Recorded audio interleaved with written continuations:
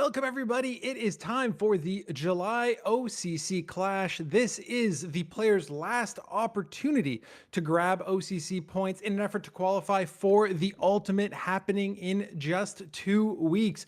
But before we get there, we have plenty of cards action for you today. I am your host, Christo. I am joined by Berto and by Starry, who is standing perfectly still. So we've got a lot to talk about, friends, because this is the first major event we're having post reserve pool with the new expansion out. Berto, anything specific you are looking forward to in today's event?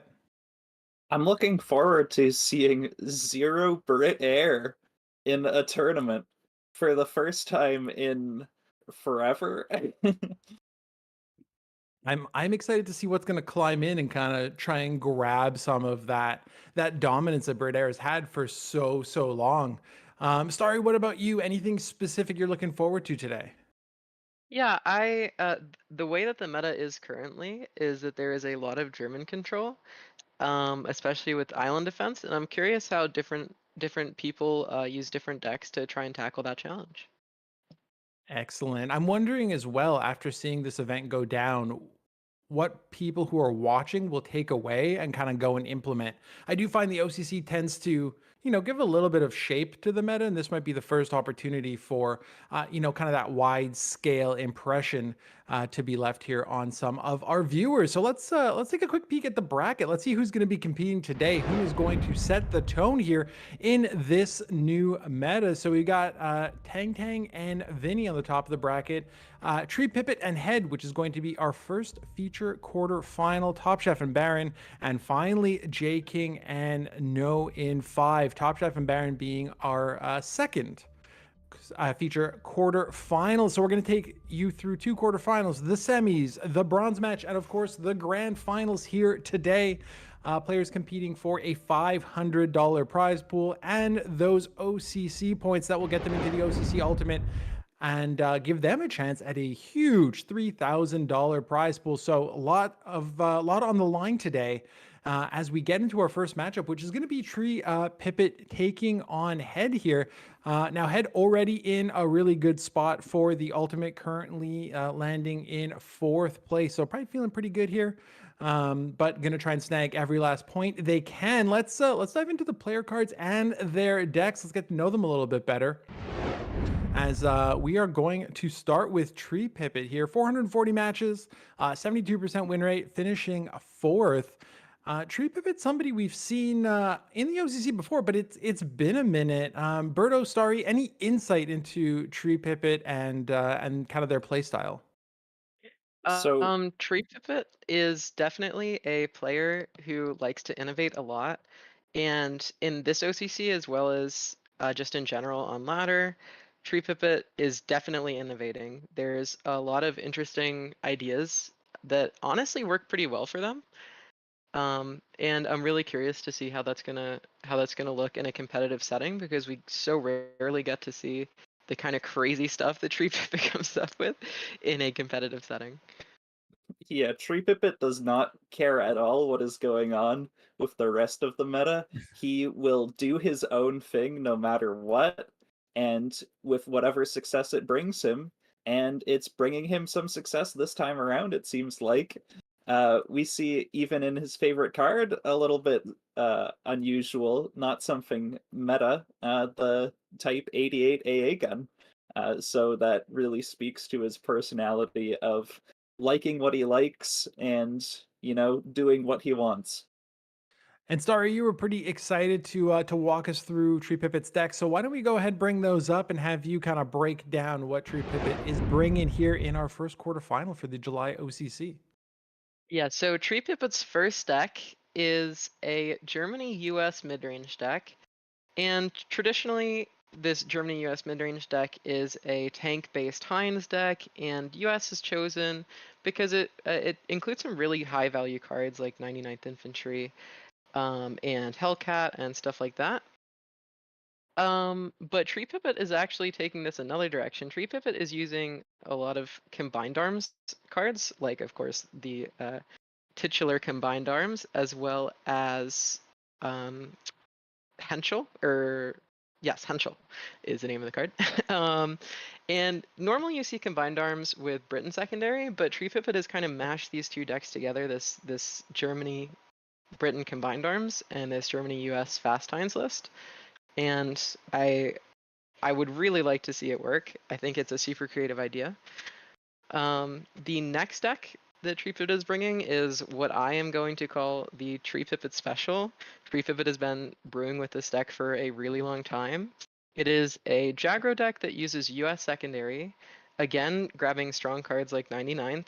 But what makes this deck interesting is that it has some combo potential using 6th Infantry Regiment, which is the 2/2 for 2 credits that has 0 operation cost and Fury. As well as pump orders like Unity is Strength. And then combining all of that with Lightning Conquest, turning your infantry into essentially tanks so that you can smack for a ton of damage all in one turn. And yeah, Tree Pipit has been using this deck for a long time, and I love that we're getting to see it in tournament. And lastly, we have a Britain-France somewhere between mid-range and control, using some mobilized cards, but not using cards to actually not using the potas or any of the mobilize synergy.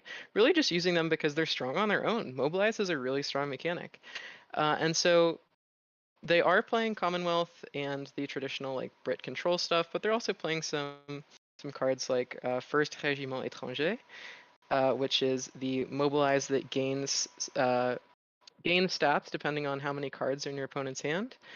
Just as some like nice mid-range cards to deal with your opponent's stuff that they're putting down. And yeah, I'm curious to see if Tree Pipit is going to play this more like a control deck or more like a mid-range deck. Super interesting idea. And there's going to be a ton of versatility with that deck being able to go into whatever Head is bringing. So let's bring up a Head's player profile here. No stranger to the OCC. We, again, have seen Head compete regularly, currently in 4th place in the OCC leaderboard to qualify. And there you see just shy of 500 matches, 66% win rate, finishing 5th. Berto, Head is somebody that we have seen often. Anything you're expecting from them here today? Yeah, so Head, I've found, is a very consistent player. I don't mean to make a pun, but he's very level-headed.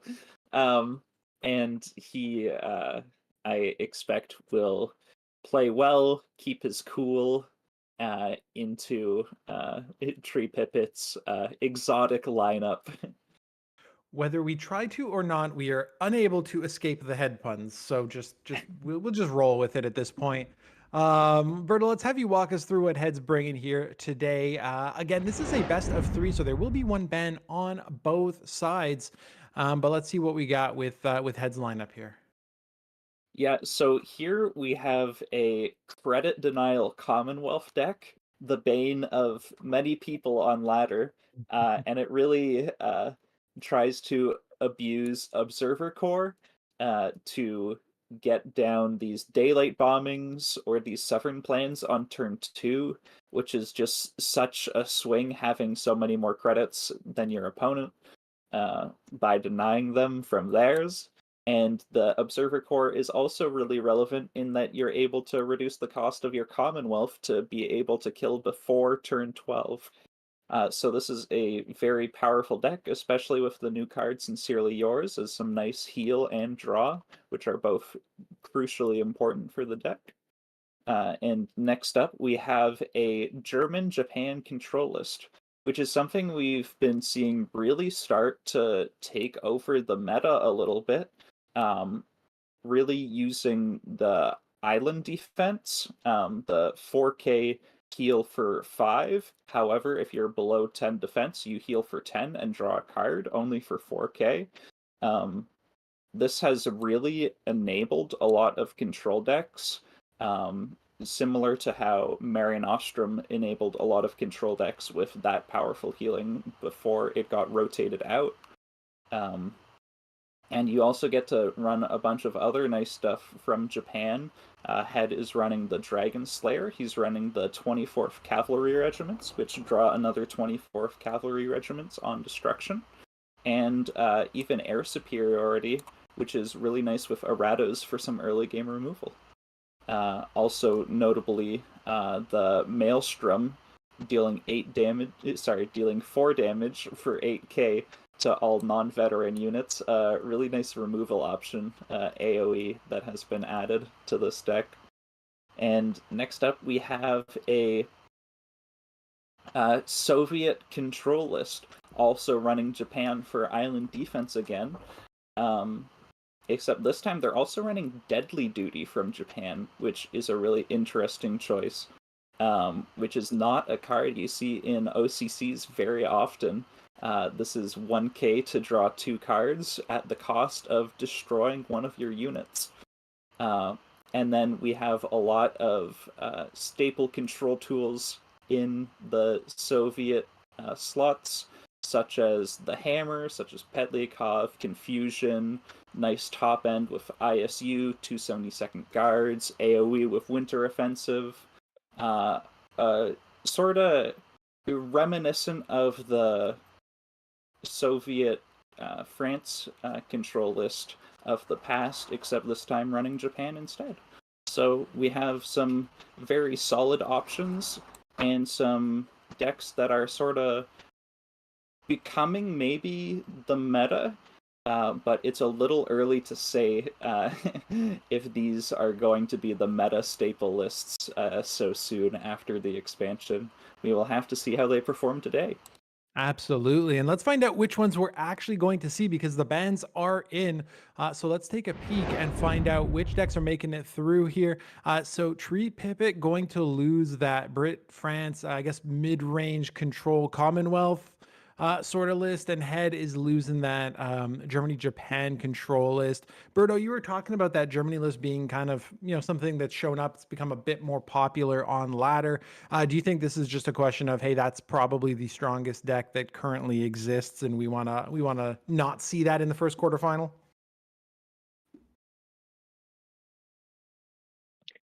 I'm gonna take this one. I think that not only is that true, but additionally, Tree Pipit is running some funny stuff that does rely on individual cards.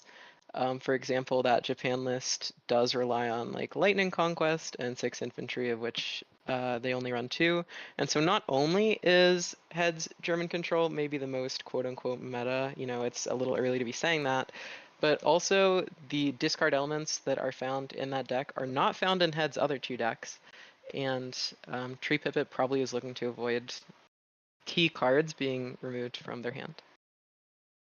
Yeah, to your point, talking about, the Japan list that has some combo potential and things like that makes absolute sense. You don't want to have anything discarded. What do you think on the other side, having this kind of Brit France? You were mentioning, it's a very versatile list, can be more mid-range, can be more control, has Commonwealth in there as well. What do you think the thought process was around banning that list when it comes to Tree Pipit? I think that Head is going to have trouble dealing damage quickly and might not be able to keep up with the health that Tree Pipit would be gaining towards Commonwealth.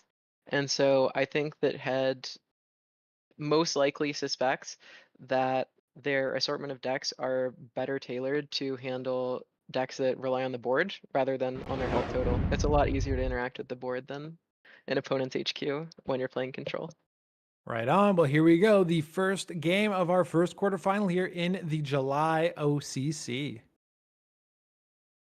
And what a opening hand here for Head. I believe he only runs the 2 Bloody Sickles, but really valuable pieces in the early game, especially for this pack 36 that we see from Tree Pipit's side.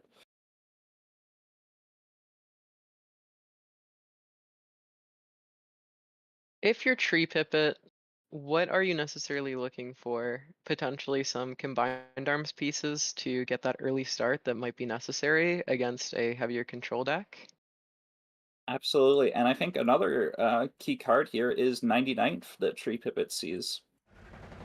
That is really an effective way to put on a lot of pressure in the early game, although it might not be quite as effective into this hammer from Head here.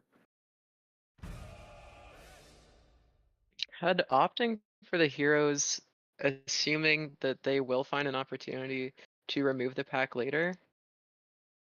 It might become an issue if Tree Pipit does play something that requires hammering. Yeah, betting that he's not going to use hammer next turn, and assuming that this will end up being more credit efficient for him. I expect to just see a sickle here. It plays around 99th effectively in that Tree Pivot will no longer be able to split his stats evenly by using the 99th on the artillery, which would be more effective into hammer. But Head opting for credit efficiency again and just playing the hammer out. I think into Tree Pipit's hand, this could be punished. Tree Pipit could move up a 99th, or he can just play another Brett. Yeah, Head doesn't necessarily have any options anytime soon to get rid of that bomber. So the question is, can Tree Pipit take advantage of that? Maybe pump it up with the 99th and start hitting faiths. Traditionally, air units are really good against Soviet decks because, especially bombers, because Soviet decks often control the board through stuff like hammer, which doesn't target air units, as well as guard units, which are just completely passed over by bombers. So this bomber could put in quite a lot of work. Yeah, and the benefit of this aggressive removal from Head means that this turn 4 is a little awkward for Tree Pipit. He goes for moving up the bomber to the front line, which is not something you really want to do, but to get this buff from the 99th is certainly worth it. Tree Pipit does have the Hellcat to deal with this this big tank, which he opts for.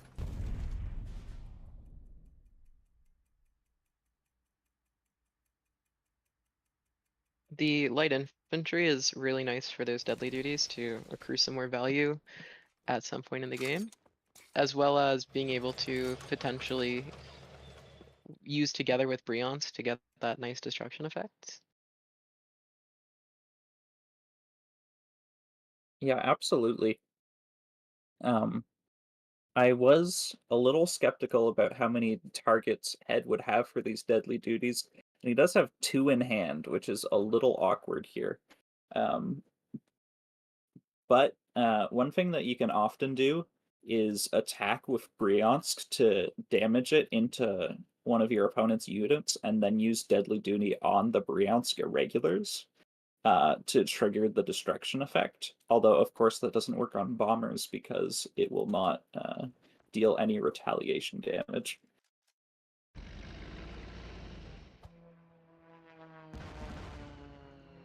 And Tree Pipit just going for going face, going for the HQ here. Not opting to trade out. With 3 unit types, Tree Pipit might be able to steal an early victory because of at the moment joint operation does 4 damage each. So for 4 credits, that would deal 8 damage. That means that if Head doesn't answer, either gain some life or deal with at least one of these unit types, that it could be awkward, but there's the Winter Warfare, so. I really wish that Head played Deadly Duty first on this 1/1 light infantry. I mean, that's straight up 1K, draw 2 cards. That seems hard to pass up, especially when you have 2 of them. You're Yeah, not either with the last floating credit. Head is looking to use them with the Brionsk, or it was just a slight ordering error, one of the two.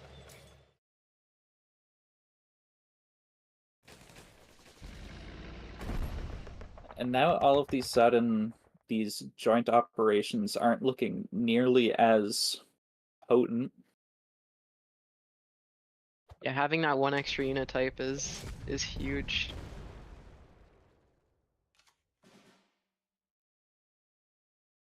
Tree Pipit is Definitely not going to put head below 10, because Tree Pivot is relying on burst damage, and with all these guards, if Tree Pivot does take head below 10, giving head the opportunity to island defense, I think that that would almost certainly result in a victory for head.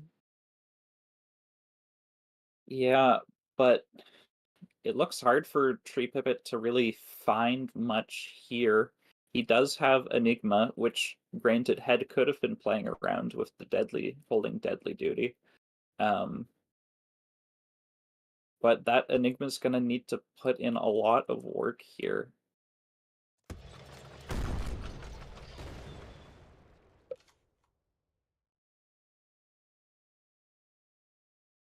Whirlwind pickup is alright with the Greif. You can play Whirlwind, you can play Joint Operation to kill the 5/3 and draw a decent number of cards here, 3 cards for 4. Although it's not super likely, if Tree Pipit can establish a board, especially with Greif, due to the operation reduction from Greif, if on turn 10 there exists a board with tanks, or actually maybe a little bit after turn 10, maybe turn 11 or turn 12, if Tree Pipit has a board with enough tanks, a critical mass, then a Leopold could be enough to end the game. Yeah, it would be hard to get to that point, but certainly it's one of Tree Pipit's options to try to get through this game. Yeah, head doesn't really have a whole lot of removal at the moment, especially after this use of partisans. So it might be more likely than it normally would be against a control deck. Using the deadly duty to get value and trade and destroy, it's really the maximum value attainable with the partisans. Yeah, and I mean, this must have been what Head was holding the deadly duty for.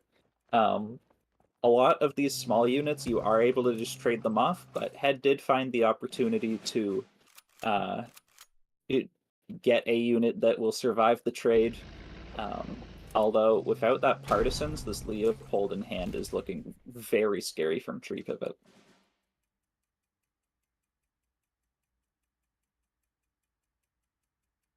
Are there any particularly good targets for 39th? Well, 22nd is pretty nice, depending on the situation.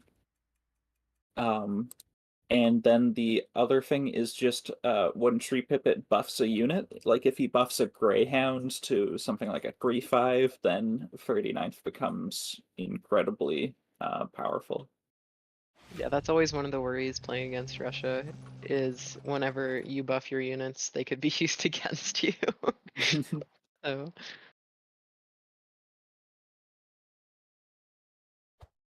Interestingly, if Head does use the 39th this turn to take something like the 22nd, Leopold will return the 22nd to Tree Pipit's own hand.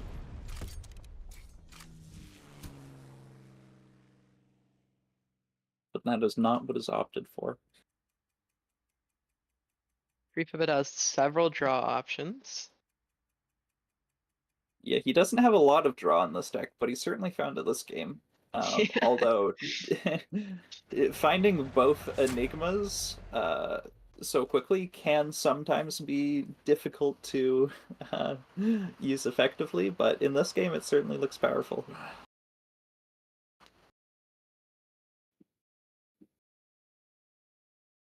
Tree Pivot is opting for a Leopold, and it looks to kind of just be a value Leopold. Being able to take care of any potential guard units and eventually contribute towards lethal if Tree Pipit manages to find some way of doing, like, 5 or 6 burst damage. So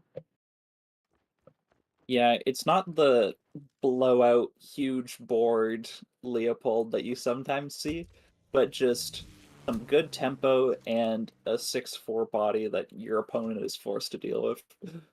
Yeah, and knowing that there's a Dragon Slayer on board, both dealing with it for a turn and producing an answer to it for the following turn is, it makes sense. It makes sense. And I think this is lethal here for Tree Pivot. You have 5+7. You don't need to Enigma, but he hasn't lost lethal yet.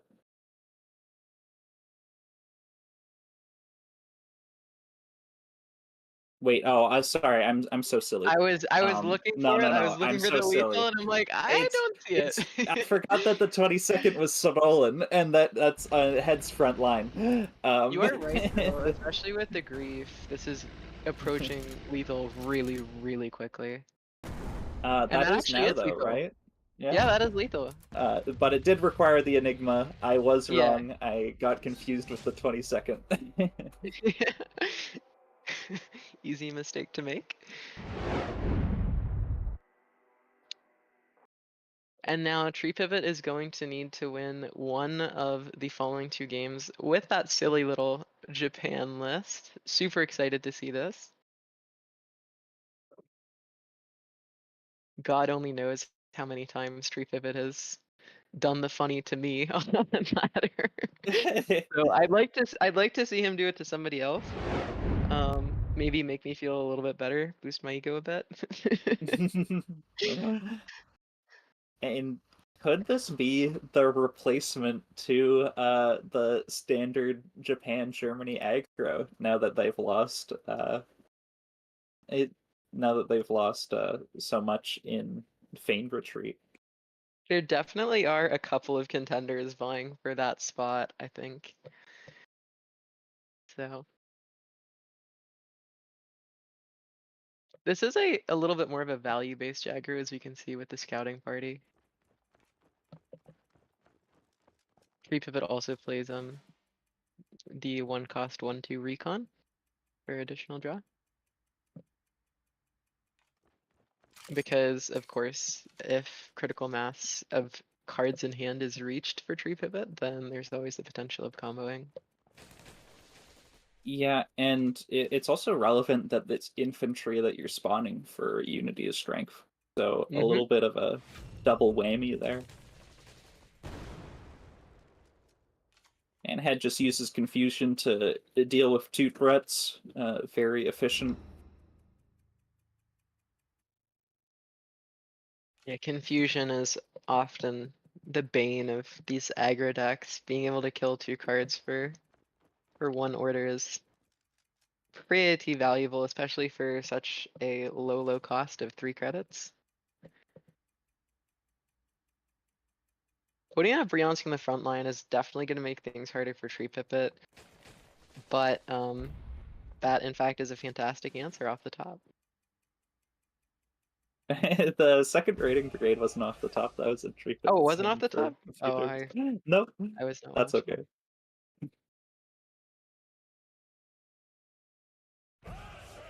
Engineer is a pretty good pickup here for Head. Although he doesn't have a lot of units to use effectively with it. I would love to just see a we can do it here for Tree Pivot. But not opting for it.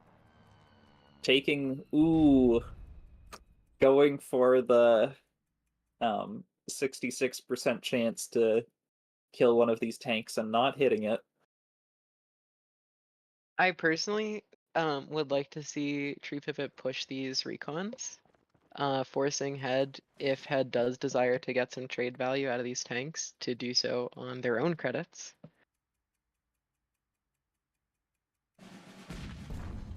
Yes, absolutely.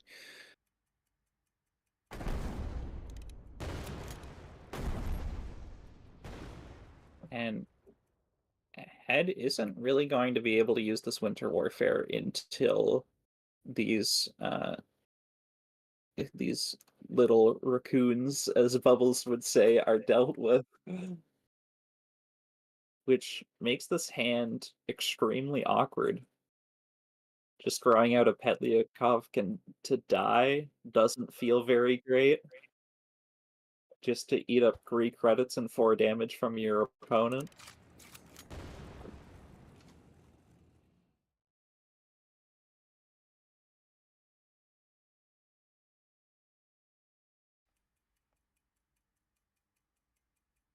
Yeah, Pelyakov does have quite a lot of use in this matchup against 99th and half track and stuff like that, but just to pass the turn seems like Head is kind of against that idea.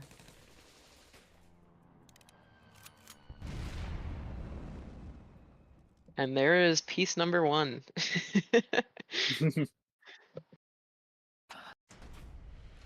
I really like Naval Task Force because of its versatility. It can remove blockers for the combo, or it can contribute to the combo with supply shipment. It really is performing double duty in this deck. Yeah, and it's really just wonderful to see a different way to play Jagro than what we see so often.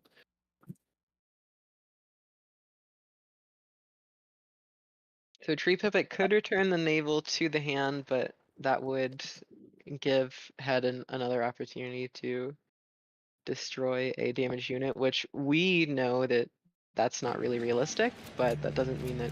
Or wait, sorry, is that a Winter Warfare on the left side of Head's hand? If it is, Yes, it then is. okay, then yeah, of course, that seems like a suboptimal play. And it does have intel on it as well, so Tree Mm-hmm. Pipit is fully aware of this Winter Warfare. Yep. Which is likely why he's holding back this cavalry regiment.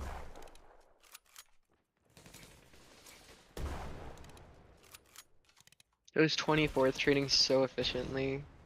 Head spent 0 cards getting rid of a 4/5.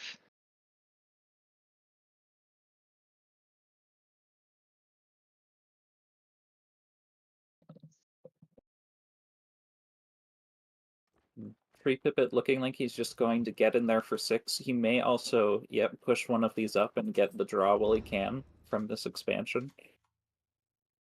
Yeah, While Head is still not overextending into Winter Warfare. yeah, Head is running out of 24th, and Tree Pipit still has some gas. So Yeah, this is actually Head's last one. He only runs 3 copies of it in the deck. Which is a little sad in this situation, but it does help to avoid flooding with having too many 34ths in the early game.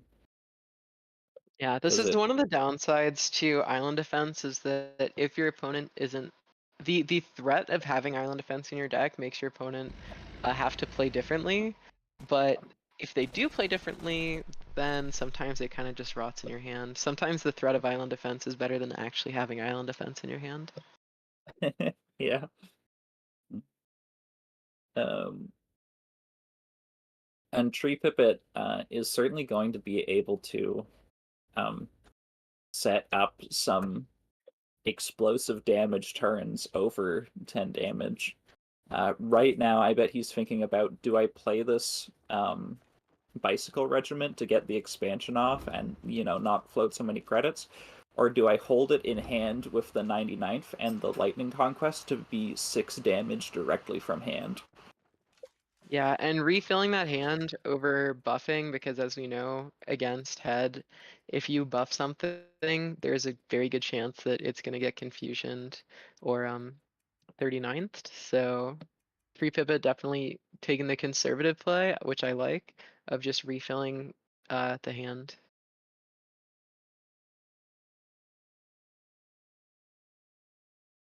What do you think of those 272nd guards off the top? Is it what Head needs, or is it more of an easy obstacle to overcome? Well, with the half track, it's not too difficult for Tree Pipit to deal with, but for Head, like, you can deadly duty it to play around half track, but how do you even afford to do so? Like, if you don't have that guard, you don't have that 6/6 body just to play around the second half track, it feels almost impossible. Yeah, Tree Pivot recognizing that air units are a lot harder to get rid of than ground units and opting to give that buff to the Dragon Slayer. Yeah, and also crucially, head being on 11 credits, if Tree Pipit it takes head below 10, he's not able to play 22nd again on the 272nd again on the same turn. Which I'm sure was a big part of Tree Pipit's thought process when ringing head below 10 this turn. Absolutely, for sure. Yeah, KV1 is such a strong card, but it's really not what Head wants to see right now. It doesn't actively address the board, and the board is quite a problem. Trying to avoid that potential burst damage, playing that island defense for a little less than it could have otherwise, but I think that it makes sense if your Head to rather be safe than sorry.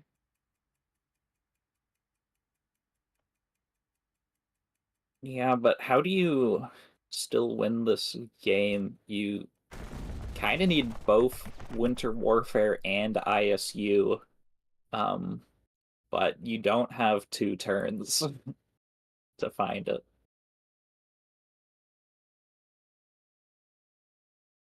Yeah, Tree Pipit is definitely doing some math right now.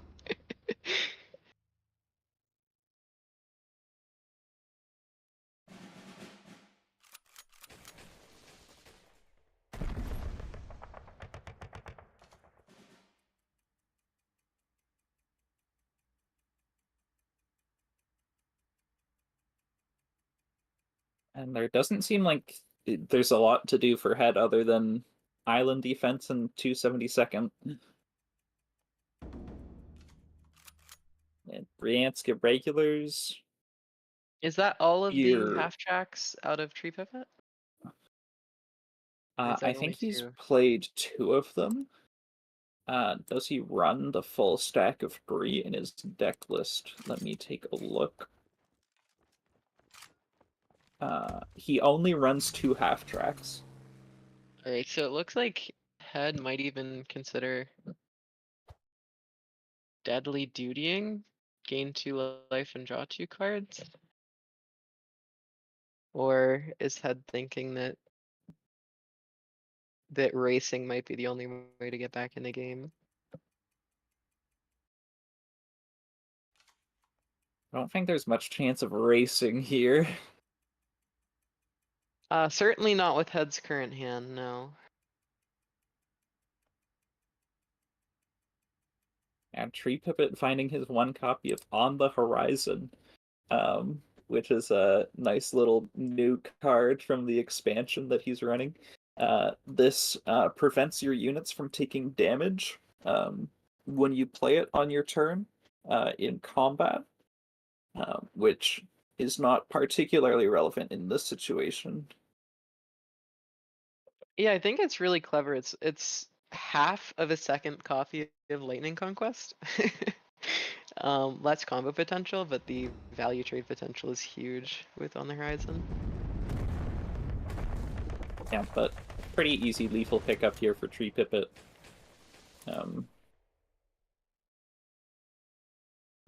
And that is the set. Tree Pipit with a quick 2-0 onto head. But very well played from both players. Yep, Has Tree absolutely. Pipit figured out the meta and the counters? We'll have to see in the upcoming matches.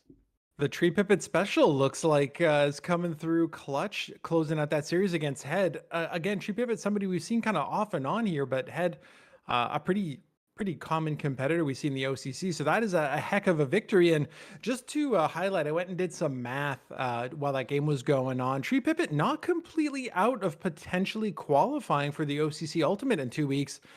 He will have to finish in the top 2, but that is still a possibility. So let's bring up the bracket and see exactly where we are at. I lied. It's going to be a second before we get that bracket up as we get ready, and Mark pressing all the buttons on the back end and sorting all of that out. But Berto, let's start with you. Any initial takes after that first quarterfinal matchup?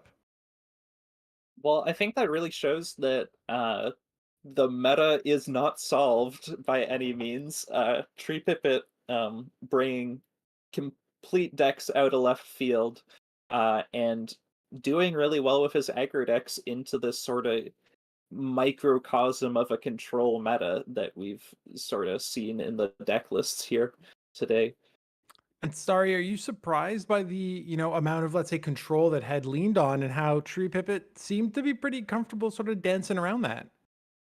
I definitely was not surprised by head leaning on control. That definitely seems to be the direction that most players are taking in our new and unexplored meta.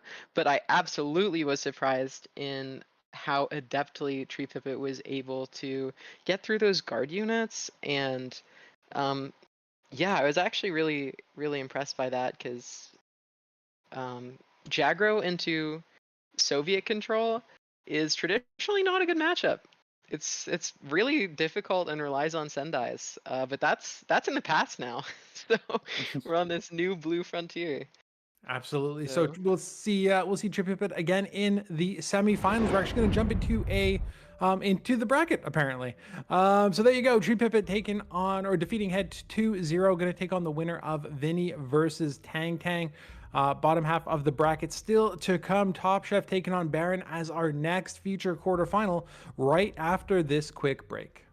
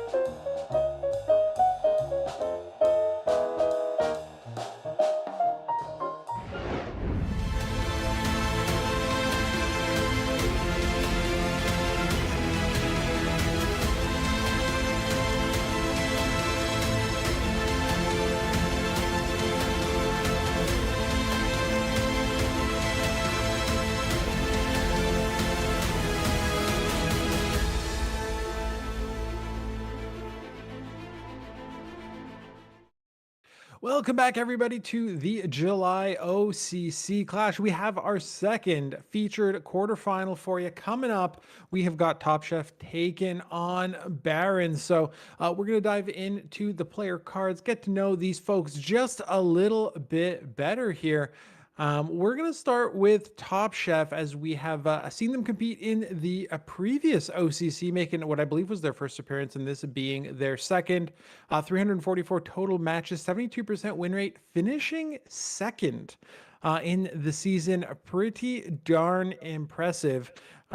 Starry, am I accurate? Do you know if I'm accurate in saying that this is Top Chef's second appearance in the OCC? I'm gonna be honest, I don't, but I know that Top Chef is definitely a relative newcomer to the competitive scene. Well, to do that and finish second is extra impressive. Let's have you break down, sorry, what Top Chef is bringing here in his battle against Baron. So Top Chef, excuse me.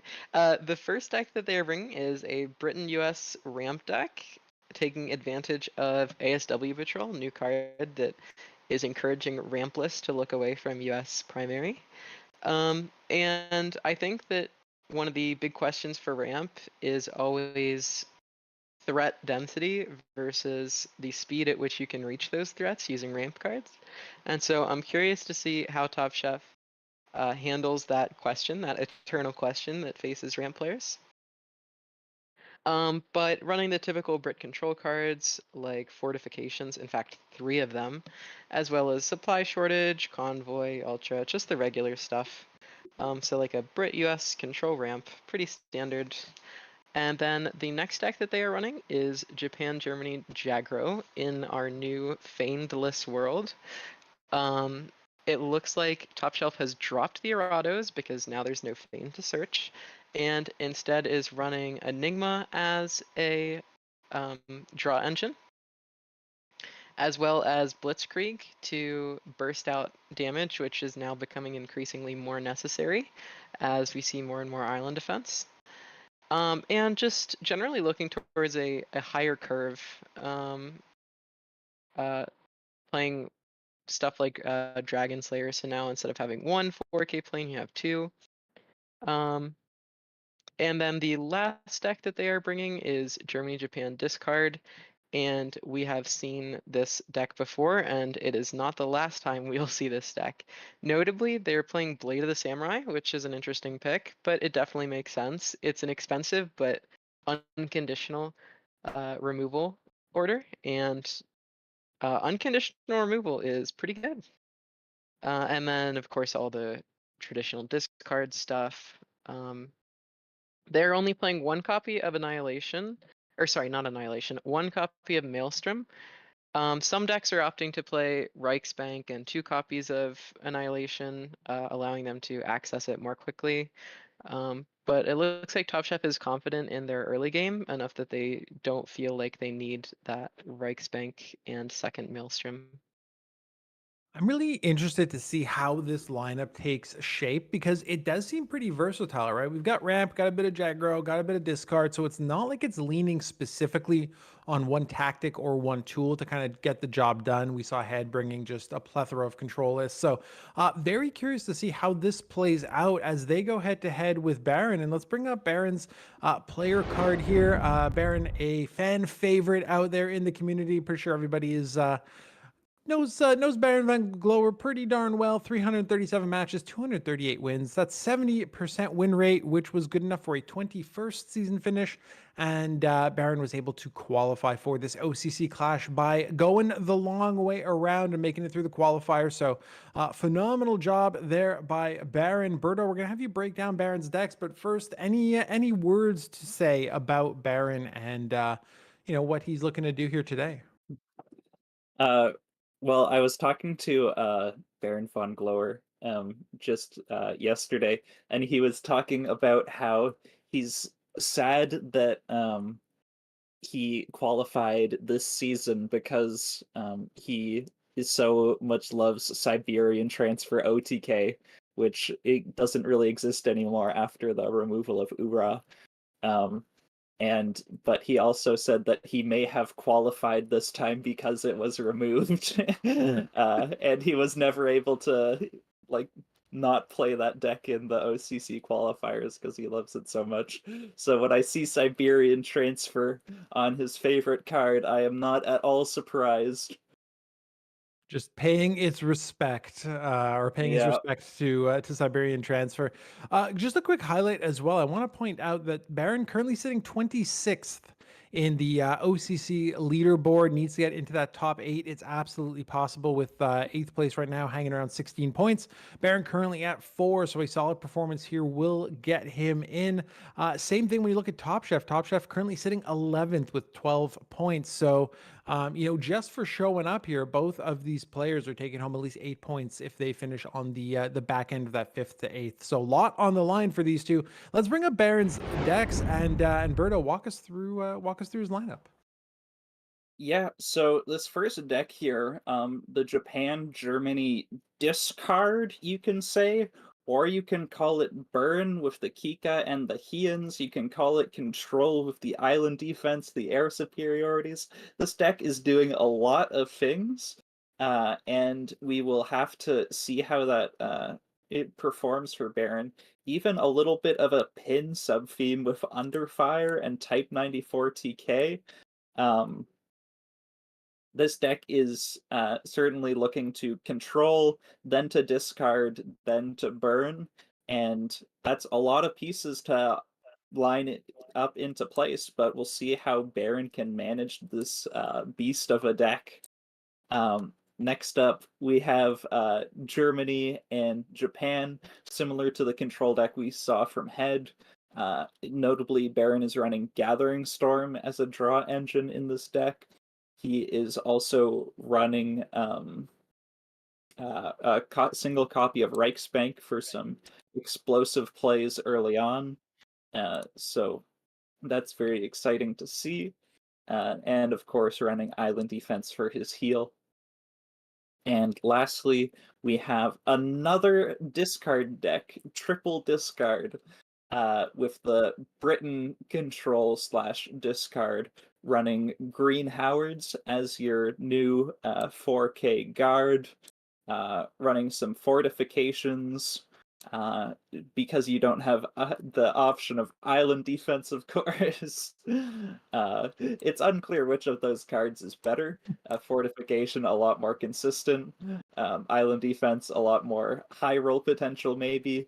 But there's also a lot of ways to play around island defense, and I think we are going to see a lot of that in this tournament, and we may see fortification, remain the favorite after people learn how to play around it. I went on a bit of a tangent there, but I'll hand it back to Christo. I That was appreciate a little. I appreciate that, Berto, because I think it is, to your point, relevant for the rest of this event. It is that first time around, right, where you're trying to figure out what is the better way of doing it, what is the way to go, and as people get used to kind of the lineups and the card choices, those might start to change. So I think we're definitely going to see an evolution, even between today's OCC Clash and the Ultimate happening in a couple weeks. The players are going to take a lot out of this event and a lot out of their testing over the next couple weeks to, maybe come back with more refined, finer tuned decks. So be very curious to see how that plays out. In the meantime, let's take a look at the bans and see exactly which decks we're going to see in these quarterfinals. So Top Chef losing that Germany-Japan discard, Baron losing the Brit-Germany discard. Starry, when we were chatting during the break a little bit, you had some pretty good insight. What are your thoughts around why these bans kind of happened the way they did? So I think that if you're Baron von Glower and you're playing a control lineup, you want to eliminate like RNG as much as you can. And a lot of times in these control mirrors, just like what each player hits off of their wolf packs and case yellows can often decide the game. And also it's just a really hard and long game to play. It's really mentally taxing to play these discard mirrors. And I think it makes perfect sense. If you're Top Chef, you probably know that your quote unquote meta list is going to get banned, and so you know that you're going to have to play Jagro, and Jagro is going to struggle against those British supply shortages. So I think that Brit ban makes perfect sense.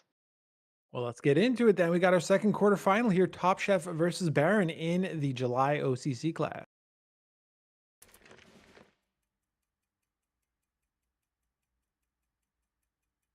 Now, will Baron have the insight that Top Chef might be setting up a double push-up next turn? He's not going to risk it, going just for the air superiority. He could have gone for a huge high roll with the underfire, but that's also a big risk into things like Panzer 35Ts. But I think So Baron will happily take a 2-for-1 here. yeah, the thing is that after Baron destroys one of them, the Panzer 35T can come along and trade, or even a type can buff that bicycle to hit phase for 2 and then trade into the raiding brigade. But I still think that it's good. It's just maybe not quite as good as Baron foresees it being. Still very I strong was though. I was actually thinking about playing the underfire here to kill both, to remove that damage right away. And I think take good advantage of the card.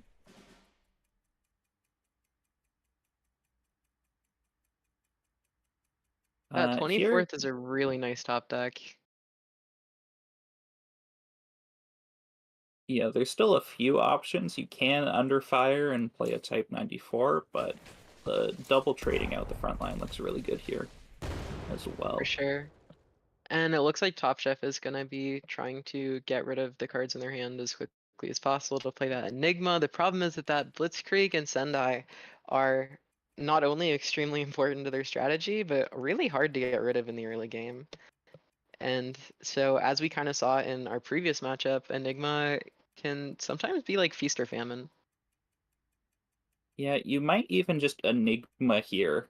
Uh, I think I would. It's not the most efficient use. It's still a 4-cost convoy, right? I Yeah, mean, that's like not the end of the world. certainly not. And a nice pickup there for Baron, I think. Get the guard down, get a Type 94, play credit efficiently. Yeah, is there a world where Top Chef blitzkriegs to trade with that guard unit to get a better Enigma, or do you think the Top Chef has to keep that blitzkrieg for the late game burst against a deck that is 100% playing island defense? I certainly could see it. It does add more cards to Baron's hand, which is a little bit of a benefit here. Just because when you add cards to your opponent's hand, then the Enigma gets better, of course. Yeah, I really like this Sendai play because it um doesn't commit anything super hard and does open up some hand space for a better Enigma. Baron's definitely going to need to find. Ooh, that is a juicy annihilation target. Absolutely. Not hitting the Enigma, which is probably the best hit, but still pretty good. This Enigma is going to be a convoy. And finding a 22nd and expansion, quite potent. Ooh, And and that's an Baron unfortunate finding the top deck. 34. Oh, you don't like to see that.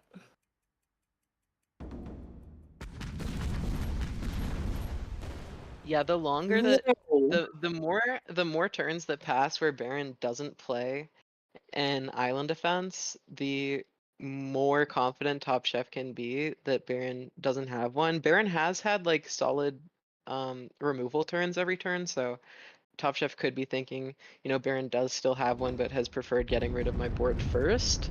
But as Baron runs out of things to do, it will become increasingly clear to Top Chef that there isn't an island defense in Baron's hand. Did you see that Shinano, Starry? That just Yeah, that was a wild Shinano. killed the 0-4. The signal regimen. Without touching the 22nd. That's crazy. I'm not sure that that's exactly good, but it is crazy. Yeah, and now Top Chef is gonna struggle. Top Chef was looking to get back that front line with the Japanese unit and expansion, but Which these he will be able 24ths to coming do. in. Oh yeah, that's a great top deck. Yep. In fact, that's like one of the only things that really worked to enable that expansion. It's a fantastic top deck.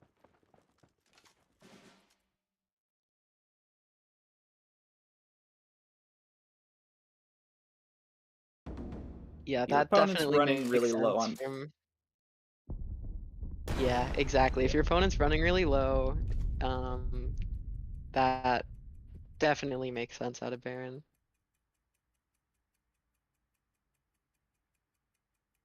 The case yellow gonna have a lot of nice targets here.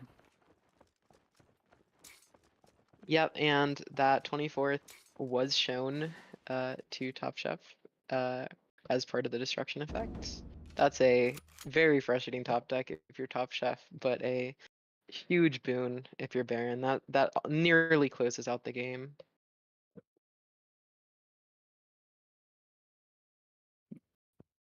Now the only problem of using case yellow here is that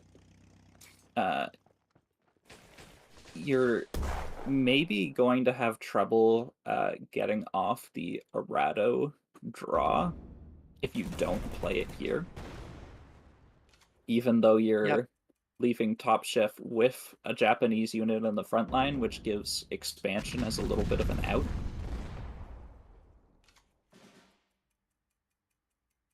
And that wolf pack is going to smother Top Chef.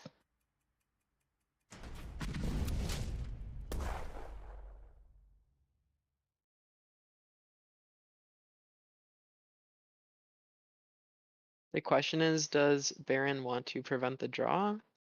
And I'm gonna be honest, I don't think it's necessary, but it definitely is an option. Yeah, and Kika really finishes it out. Perfect Yeah, credits, yep. deal 11 damage. That is And not gonna do it. The first game is gonna go to Baron. yeah, he makes this deck work. There's a lot of moving pieces, but they all came into play perfectly here for Baron von Glower. And in the right order, too.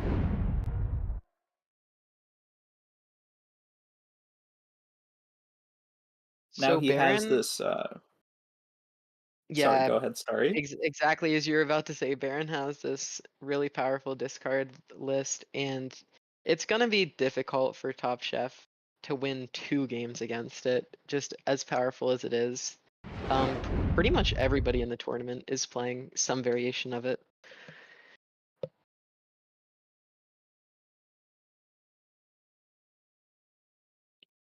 Top Chef getting that Pioneer is huge. Pioneer is pretty much the strongest card that you can have in your opening hand in any sort of British order-based deck, whether it be ramp or credit denial. It's just such an absurdly good card. Yeah, and this is a really fast, a really potent hand for Top Chef.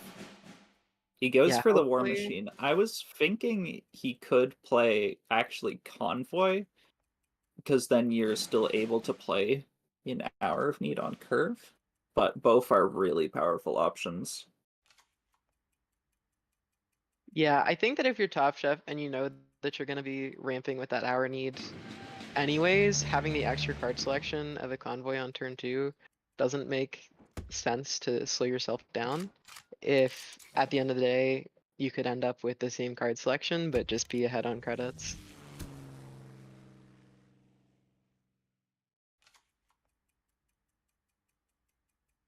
Ooh, and another Convoy pickup. I wonder how many Top Chef runs in his deck, because this is one of the really key cards in the matchup against Discard. Let me take a look. He is running 4 copies of Convoy. As well as 3 copies of Fortification. Oh, and B-17 Flying Fortress off of the Allied research effort. That's such a huge card to get here. Yep, and after Top Chef sees that, it totally makes sense to use a Monty, even if it is on just one card.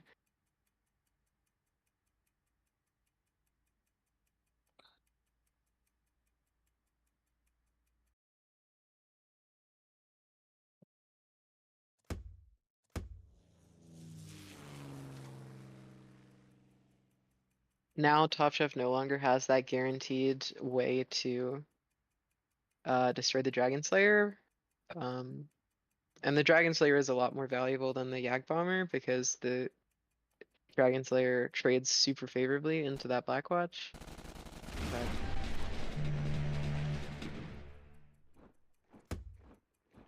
Top Chef does find both fortifications, which are pretty bad cards in this matchup, as Baron's just looking to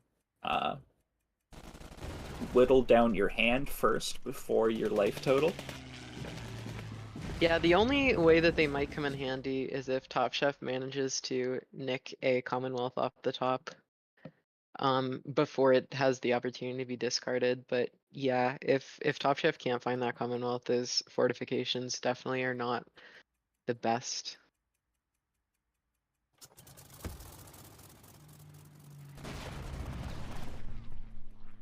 Opting to pass. I guess Top Chef is looking to have more potential discards. So as the B17 and Lancaster have a smaller probability of being discarded. Would you agree? Well, the other thing is that Top Chef gets to feign having Ultra up by leaving up 4 True. credits that turn, True. which in such an order-based deck from Baron is very relevant. Going for a big 50-50 here. Missing.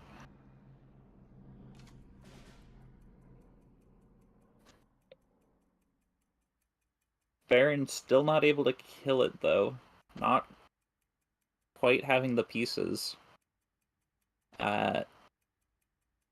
Baron does have 2 ways that he could find a way to deal with this B17 if he plays Case Yellow. He could have found an Errado, or he could have found a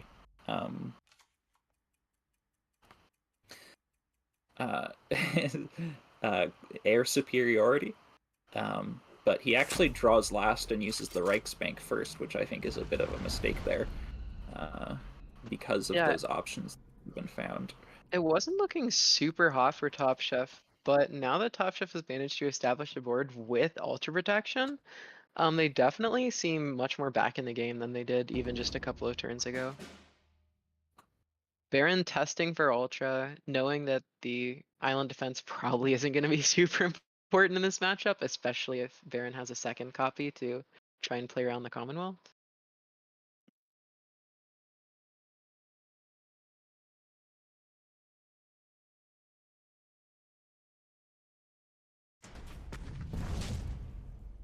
Ooh, War Machine, a pretty bad hit.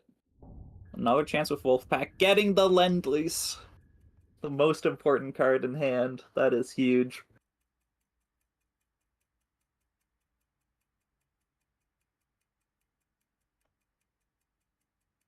Now, Top Chef does have a decision here. He could have played the Lancaster and said if he has Maelstrom, he has it. But he opts for the far safer line. It's from the deep, a really nice pickup here for Baron to play around this Lancaster. Top Chef doesn't really have the opportunity to play around it. Yeah, and Baron understands that that 5 damage is the exact number necessary for that island defense, so it's not actually super threatening. In fact, it might even be less threatening than if it was 4 damage. Yeah. Now, Top Chef doesn't really have anything in hand. Churchill is nice, but you're really looking for some more of that draw. Yeah, I can start to feel the vice grip close around Top Chef. The longer the game goes on and the more access to these wolf packs and case yellows that Baron has, the less likely it is the Top Chef is going to be able to stay in this game. So Top Chef is looking for something huge off the top, like a Lend-Lease or some sort of draw to get back in the game. But Top Chef only runs one copy of Lend-Lease, so he's not going to be Oh, finding another Lend-Lease. oh, then this He is definitely going to be very difficult for Top Chef. he has 2 copies of Convoy, but that is not the same. And a nice hit from the discard here for Baron. Well, there's one of There's the 2 the copies of Convoy. Convoy.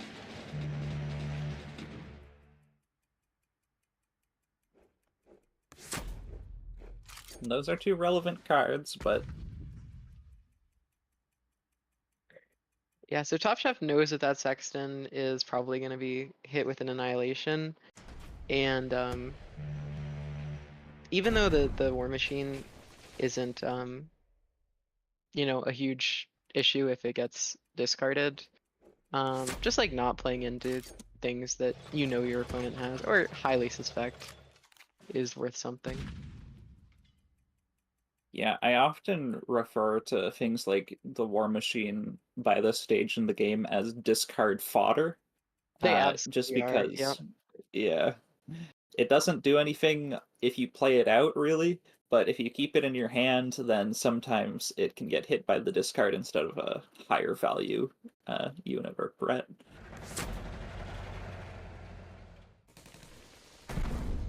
And that is so close to lethal.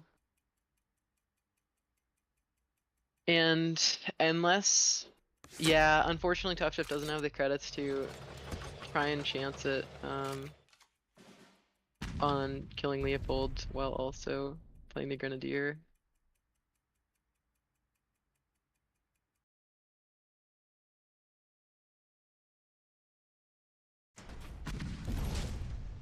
Oh, and that's a Ooh, huge and hit. yeah, absolutely. Yeah, so now Baron has basically nearly guaranteed lethal next turn, and if not next turn, the turn after. And that's gonna be the game. Playing them out in one last act of defiance. And we have another quick 2-0. Look So it at does look like Baron. Go ahead, sorry. it did look like Baron did manage to make that triple control scheme work. So Make that triple control scheme work. And it looks like his what was it, Siberian transfer? The I don't want to call it a curse, but maybe that getting out of the way just freed him up to do, you know, some more stuff. And next thing you know, he's making it into the semifinals. So congrats to Baron. Berto, let's start with you. Just any thoughts on that matchup? Seems like Baron did feel like he was in control of it for most of that matchup.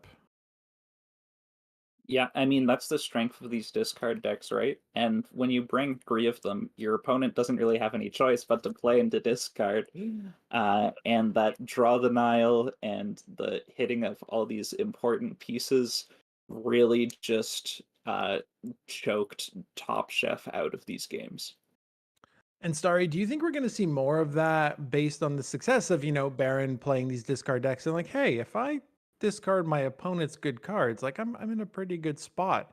Is that momentum maybe going to carry through into some of these future events that we're seeing and into the meta? I mean, I definitely think that we're gonna see this you know, German control deck, this German discard deck. The question really is it going to be dominant? As we saw with the match between Head and Tree Pipit did manage to find some really good solutions to these control decks. And so the question is, are those going to be the answers? Are we going to find potential other decks that can answer these control decks? But yeah, for the moment, absolutely. German control is really strong, and I do think it'll be here to stay. It's a question of whether other decks can solve that challenge. Right on. So let's go ahead and take a peek at the bracket as we get ready for our semifinals here. So we've seen Baron go through in our most recent quarterfinal, defeating Top Chef 2-0. Going to be going head to head with Jaking, who defeated No and 5 2-1. We saw Tree Pipit earlier today defeat Head 2-0. They will be going up against Vinny in our first semifinal. Vinny defeating Tang Tang 2-0. Vinny also an excellent deck builder, so. Let's dive into Vinny's player card actually as we start to get prepped for this first semi-final. Vinny, again, somebody we've seen kind of on and off throughout a variety of events, a variety of tournaments, always very strong in going ahead and bringing his own variety of interesting deck building. So 1,000 matches, 73% win rate, finishing 23rd, making it through the qualifiers. Now, Berto, we've seen Vinny many times. We've seen Vinny bring all kinds of fun decks, typically a pretty strong and pretty creative deck builder. Do you think that plays to his strength coming into a new meta with new cards in a new expansion, that somebody like Vinny will put together something that is not only creative, but pretty stable early on in this expansion? Absolutely. And there's a lot of opportunities to make these unique decks, especially early on into the meta where things haven't settled yet. And if you're able to make something that your opponent isn't expecting, that they're not familiar with, that they don't know exactly how to play into, then you can have a lot of success. It may be similarly to how we've seen going on with Tree Pipit as well, however. Right on. That's actually a great point. So it's going to be really interesting to see them go head to head. Why don't we dive into to Vinny's deck lists here, and Berto, you can kind of walk us through what Vinny's lineup looks like. Sure thing. So first off, we have this Britain main ramp deck rather than Britain main discard like we saw from Baron. A little bit of an interesting decision there. And we did see the discard deck take over the win against ramp, but ramp has a lot of big threats that can come down very early that can be difficult to deal with. Like the B-17 Flying Fortress. So a very powerful deck. And we do, of course, have discard as well, but in another ramp deck with Vinny playing Germany-US ramp, which gets a little bit of the best of both worlds in these control matchups, that you're able to get things out fast, you're able to play these expensive threats, but you're also able to discard your opponent, you're able to deal with their threats, you're able to limit their draws, and it can have trouble against aggro, because you have so little to deal with the early game, except for maybe these sudden strikes and these erratos. However, in the control matchups, it can be a very powerful beast. And lastly, we have a self-damage deck, which I feel like is a powerful deck, but pretty poorly positioned in a lot of this tournament into all the discard. However, it's really good against aggro decks, against US Frontline, probably pretty good against Tree Pipit's aggro deck in his Combined Arms deck.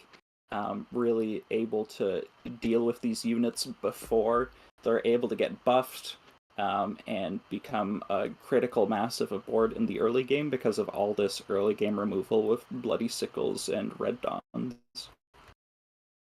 Awesome. Thank you. Berto going up against Vinny's going to be going up against Tree Pipit. And we have seen Tree Pipit once already today. But Starry, I'll ask you to quickly kind of give us a little run through of their lineup, just as a little refresher here as to what we're going to see momentarily.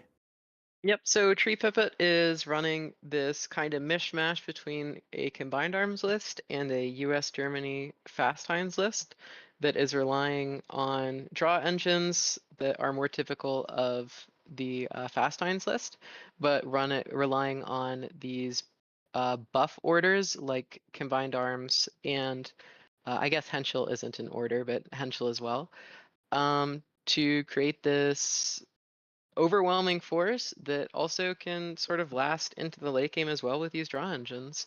And then we have the Tree Pipit special, which is a Jagro deck that relies on buffing units, especially those that are in the front line, and even has some combo potential with Lightning Conquest plus 6 infantry plus any kind of buff, which allows you to deal potentially 8+ damage in a single turn.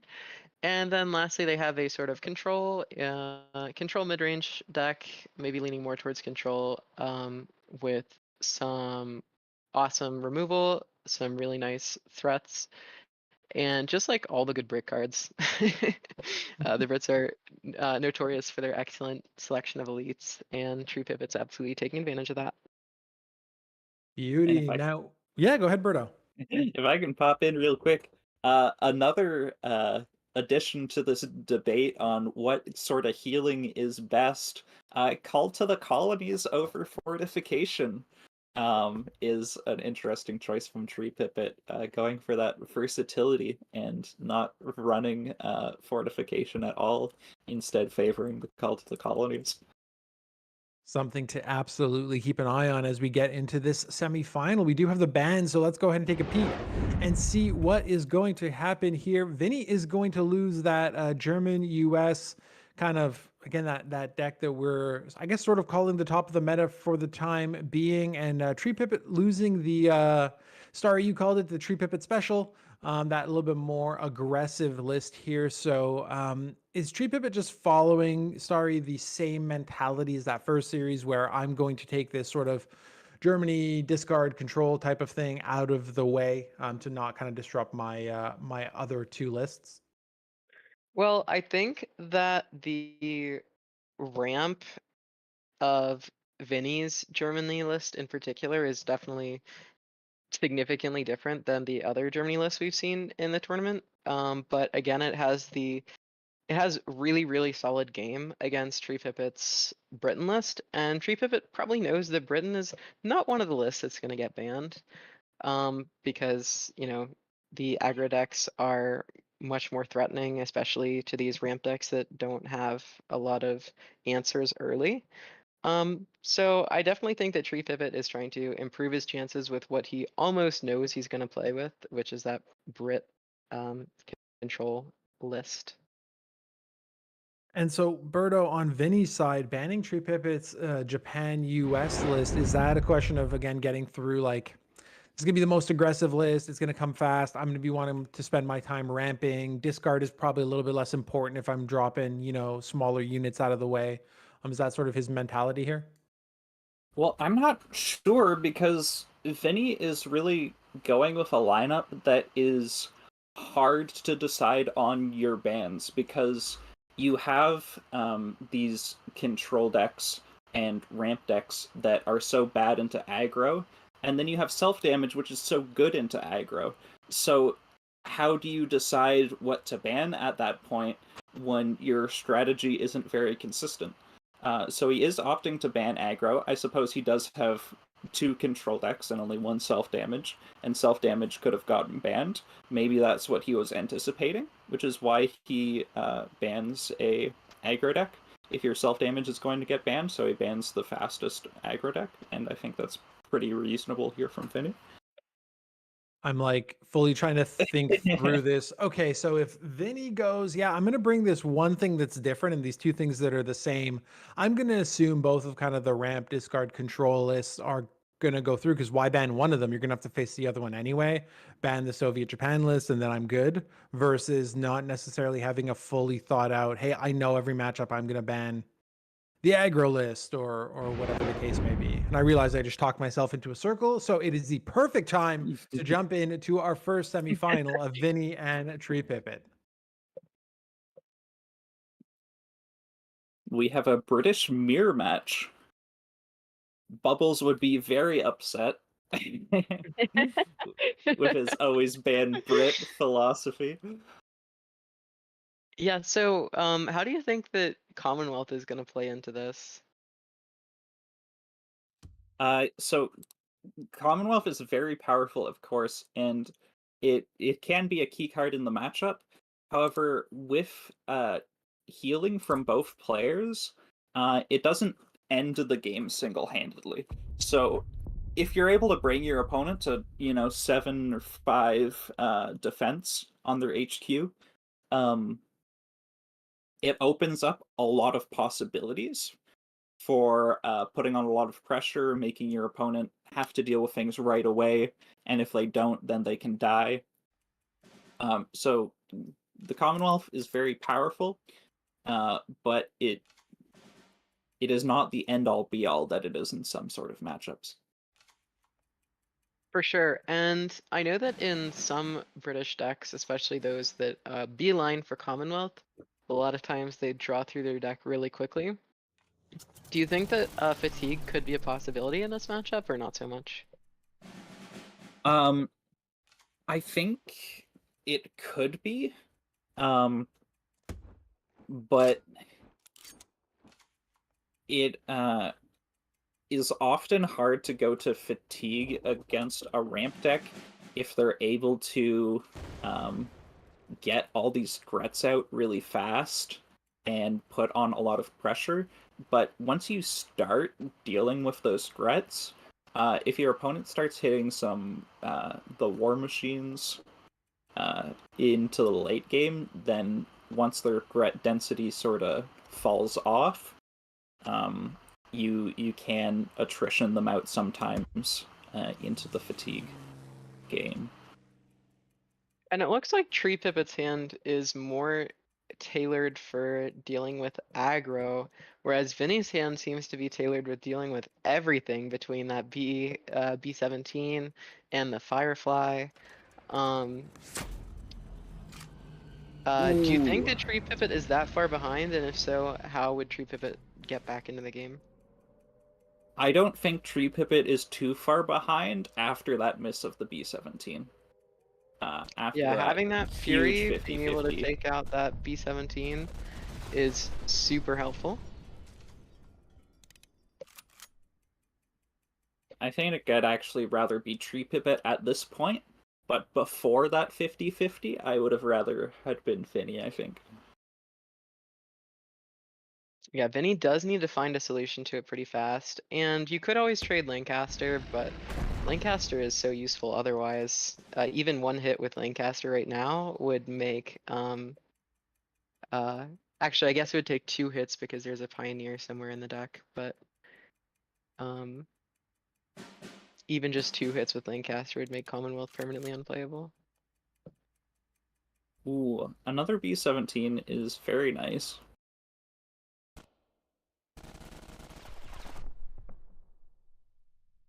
I do expect this trade to come out from Tree Pipit.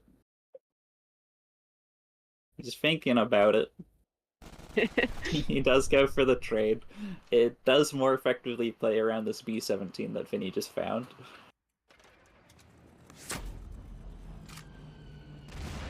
Yeah, Honey is a super scary card, especially in a deck that plays like Lend-Leases and stuff.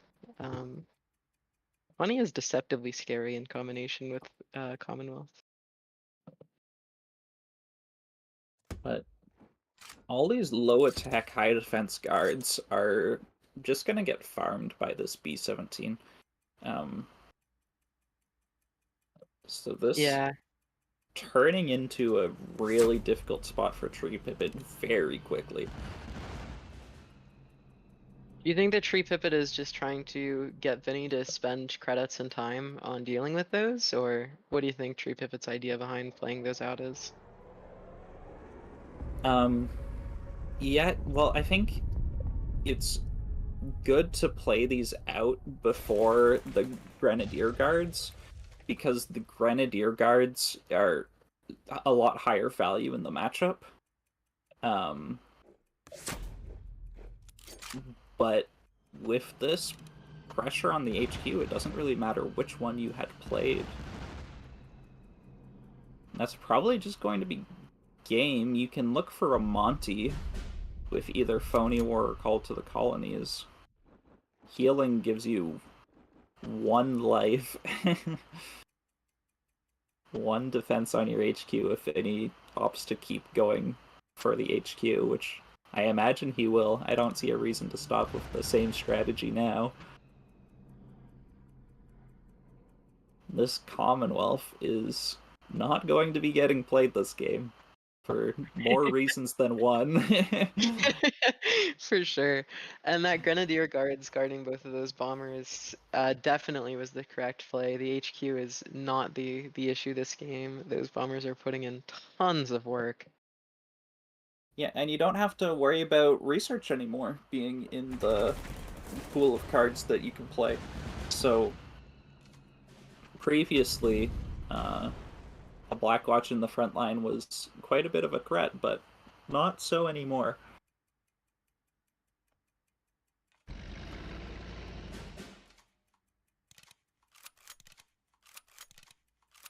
Clever use of Ooh. Phony War to stay in the game while also finding the money. That's actually a really cool play. Looking for a way to survive Yeah, while also gaining some life. he actually needed specifically the Monty because he was only at 10 defense without the Monty, which would have given Vinny Yep, exact and lethal. I believe that that's the only one credit answer that Tree Pivot has in their deck. I'm double checking. Yes, it is. It is. Yeah, no naval powers or anything like that. Yep, yep. Those cards are just too low value for most of the matchups we're seeing today. Is there anything that can save Tree Pivot here? Air power is a good start to finally be able to deal with one of these bombers. Mm-hmm. In my eyes, the Lancaster is more important, but the Lancaster can be dealt with the honey, whereas the B-17 cannot. So Yes.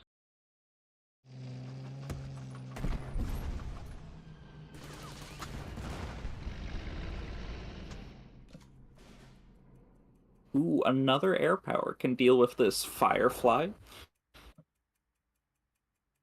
This could be a comeback. yeah, this is definitely not the direction that I thought this was gonna go 2 turns ago, but I love to see it. I love to see games become increasingly more interesting. So Well, Tree Peepit needed some incredible draws there, and he did find them. mhm. That's the power of US secondary. ASW Patrol is such a strong card.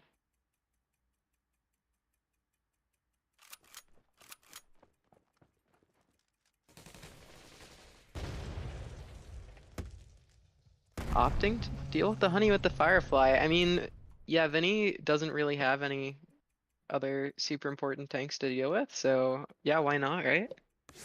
Yeah, and it's very important to get these stats onto the board as well. That's a lot of beefy dudes for Tree Pipit to have to deal with. Yeah, although Tree Pipit does have a bit of time, however, with that Blackwatch, it's gonna be more difficult to draw and deal with it, so. And I just want to point out, how often do you see the 70k Commonwealth?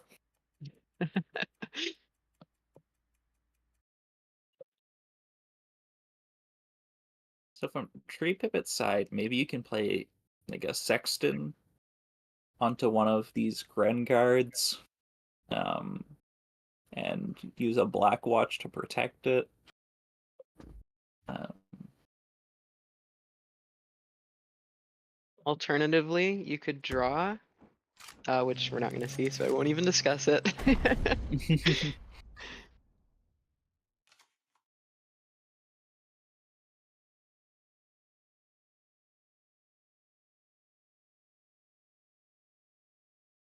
feel like Finney's probably pretty happy with this Blackwatch trading evenly with the Firefly. Yeah, they also have the opportunity to greed out and trade a Gren Guards into it and keep the Blackwatch to make that Commonwealth cost 17, but they do opt for the trade, which makes sense. Yeah.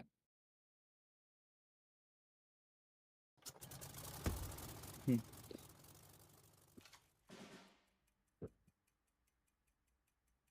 I kind of would have liked to see the Spitfire for a little more pressure from Vinny. You have the credits to play Raph next turn, and as we can see in Tree Puppet's hand, which of course Vinny can't, it does allow him to play Blackwatch and Sexton and get both of these on board, and to have two issues for Vinny to have to deal with this turn instead of one if you hold the Raph. I would just like to draw attention to the Manchester. I love the Manchester, and it's so rare that it even sees play, let alone in an OCC of all places. And so I'm just really enjoying even just seeing it in Vinny's hand. Super cool to see. Yeah, and it could be a good opportunity to play the Manchester and use the precision bombing that it generates onto this Blackwatch so you can value trade into the Sexton.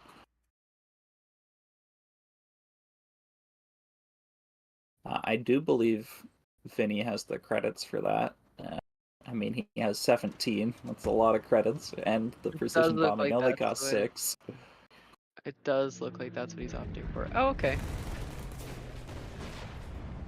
Now, why would you do it that way? You lose 3 damage on your opponent's HQ, and you deal 4 damage to your units instead of 3? I don't The think the only difference upside between is that 5 and 7 and 8... 7 and Sorry. yeah, Yeah, 7 and sorry. 6. 7 and 6, my bad. It definitely. I definitely can't see an instance where it would matter. But sometimes when you have a lot of plays in front of you, picking the best one is difficult. Or maybe Vinny has some ideas that we don't, you know. Maybe playing around some sort of régiment étranger. You know, maybe that card is only a 7/7 and or 6/6 instead of a 7/7.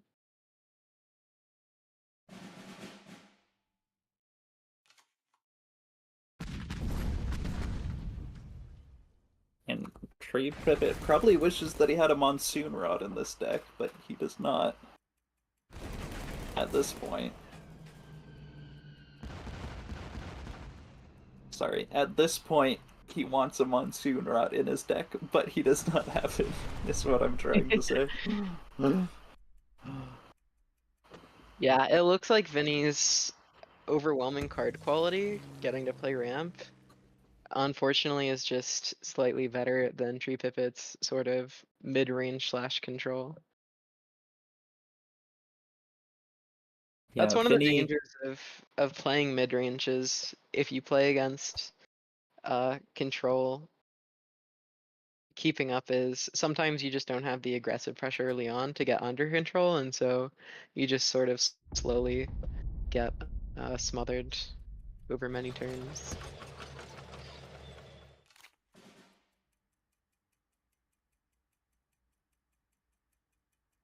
Tree Pipit is thinking if there's any way to get out of this.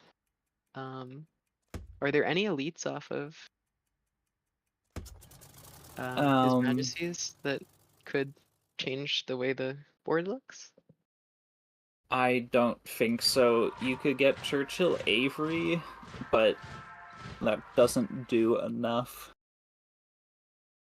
It would remove 10 damage, but Vinny still has this whole back line with the Spitfire and the Manchester that Churchill doesn't deal with. Yeah, and a fighter could deal with the Manchester, but it definitely can't deal with that Spitfire, so. Alright, a nice first game for Vinny here. But now he has self-damage, which is going to fare a lot worse into this Britain control from Tree Pipit. Yeah, I do think that the self-damage has pretty good game against this aggressive combined arm style from Tree Pipit, which you said earlier that you agree with, but I definitely agree that it's going to be difficult to beat Britain with combined arms. Or sorry, Yeah. beat Britain with self-damage. Yeah, it's certainly doable, but it is hard.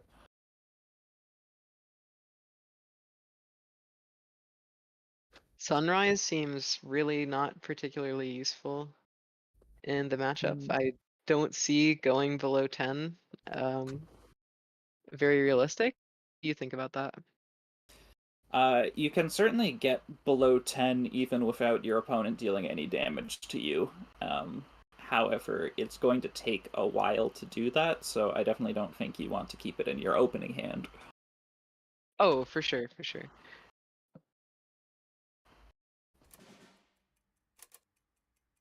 The question is, I don't think the tree pivot plays a lot of early enough threats to get those early red dawns and sickles off. To accelerate the 34th guards and get that sunrise division. That was more the note that I was talking about. So if you're Vinny Yes. and you know that this matchup isn't favorable, what do you think Vinny's best chance for winning is? What's the strategy? Well, this Dragon Slayer's has the potential to be an issue. We do see the defend in depth from Tree Pipit's hand, which is going to be a really effective answer. But sometimes you're able to just stick a unit that is a good beat stick. Oh, Tree Pipit opting to deal with the 456, and now he doesn't have an answer to this Dragon Slayer until his Grenguard's turn. Yeah, Dragon Slayer is a one of. It makes sense that that might not have been on the forefront of Tree Pivot's mind, and that curving out might have been more important, but it does pose problems for Tree Pivot in the future.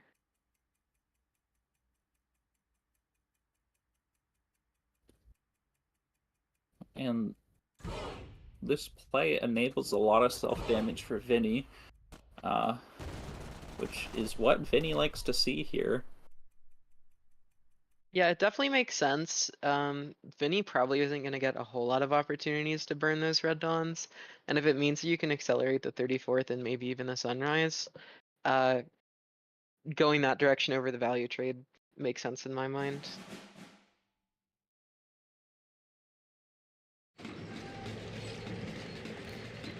It's looking good for Vinny, forcing some pretty inefficient uses of some cards.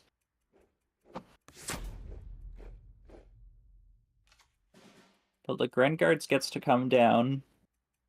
Vinny doesn't currently have any great answer for it. There's not a lot of ways to deal with huge threats in the self-damage deck. It's really more geared towards dealing with 1-drops, 2-drops, and 3-drops. Yeah, absolutely. However, with two sunrise divisions, there is the potential of just bursting through that wall if Vinny can get just a little bit lower. Yeah, if he can find a red dawn maybe that can bring him below 10. And what was revealed off of that intel? It looks like the air power. Yes, that is correct. So Vinny knows now that after the supply shortage next turn, Tree Pippa could, going into this turn, play the air power, putting that Dragon Slayer at a 6/1, and then on Vinny's, at the beginning of Vinny's turn, it would die. But given that Vinny's out of credits, I don't think that that's really going to change how they play.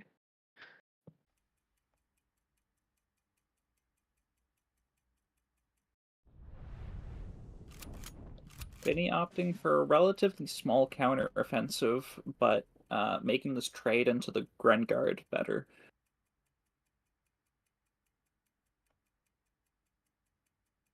I wouldn't mind Yeah. just seeing a carpet bombing from Tree Pipit. Well, you got your wish.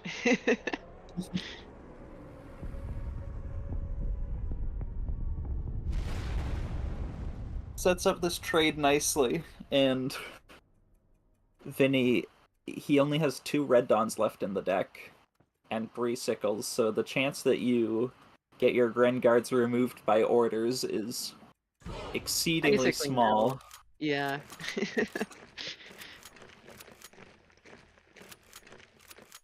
These Sunrise divisions come down. They're absolutely massive, and at the moment, Tree Pipit doesn't have any immediate answers to them, but they are kind of slow. They're going to take a while to get there, and between this Lancaster and some draw and some life gain, I think the Tree Pipit has a good opportunity to find some answers. Yeah, this Churchill Avery is a huge draw for slowing down Vinny. Absolutely.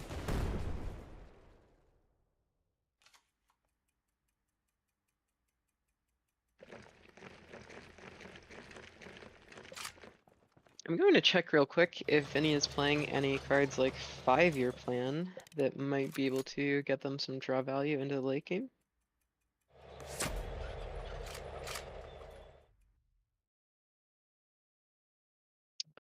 No, there is no 5-year plan for Vinny.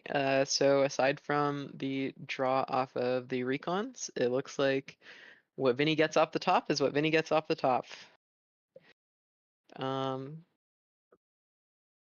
There's Yak 7, but that would not change a top deck. Yeah, So that would not stick around. no, certainly not. Not with those air powers. It does mean that this Regiment Étranger is not going to be a very impressively statted unit, however. Yeah, but having mobilize is definitely worth something, especially if you can use aviary and stuff to keep your opponent's units out of the front line, which is not going to happen. Sorry, did you say aviary instead of Avery? I think I said AVRE. I'm not sure if it's an acronym or the name. I thought you were saying aviary, like a place where you keep birds, which would I have like been really birds. funny. Yeah, you know, I just like going off topic sometimes, keeps everybody on their toes. Yeah.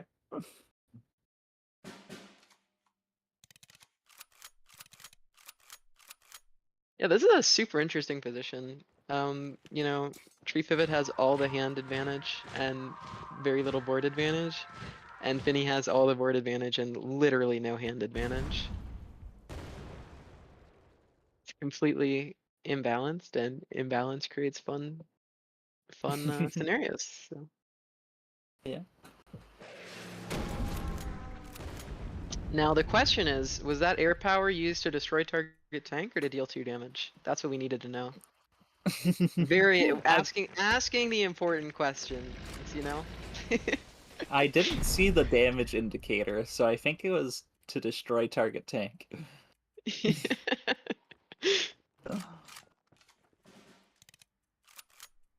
And that RAF might be the crucial stall that Tree Pivot needs in this situation.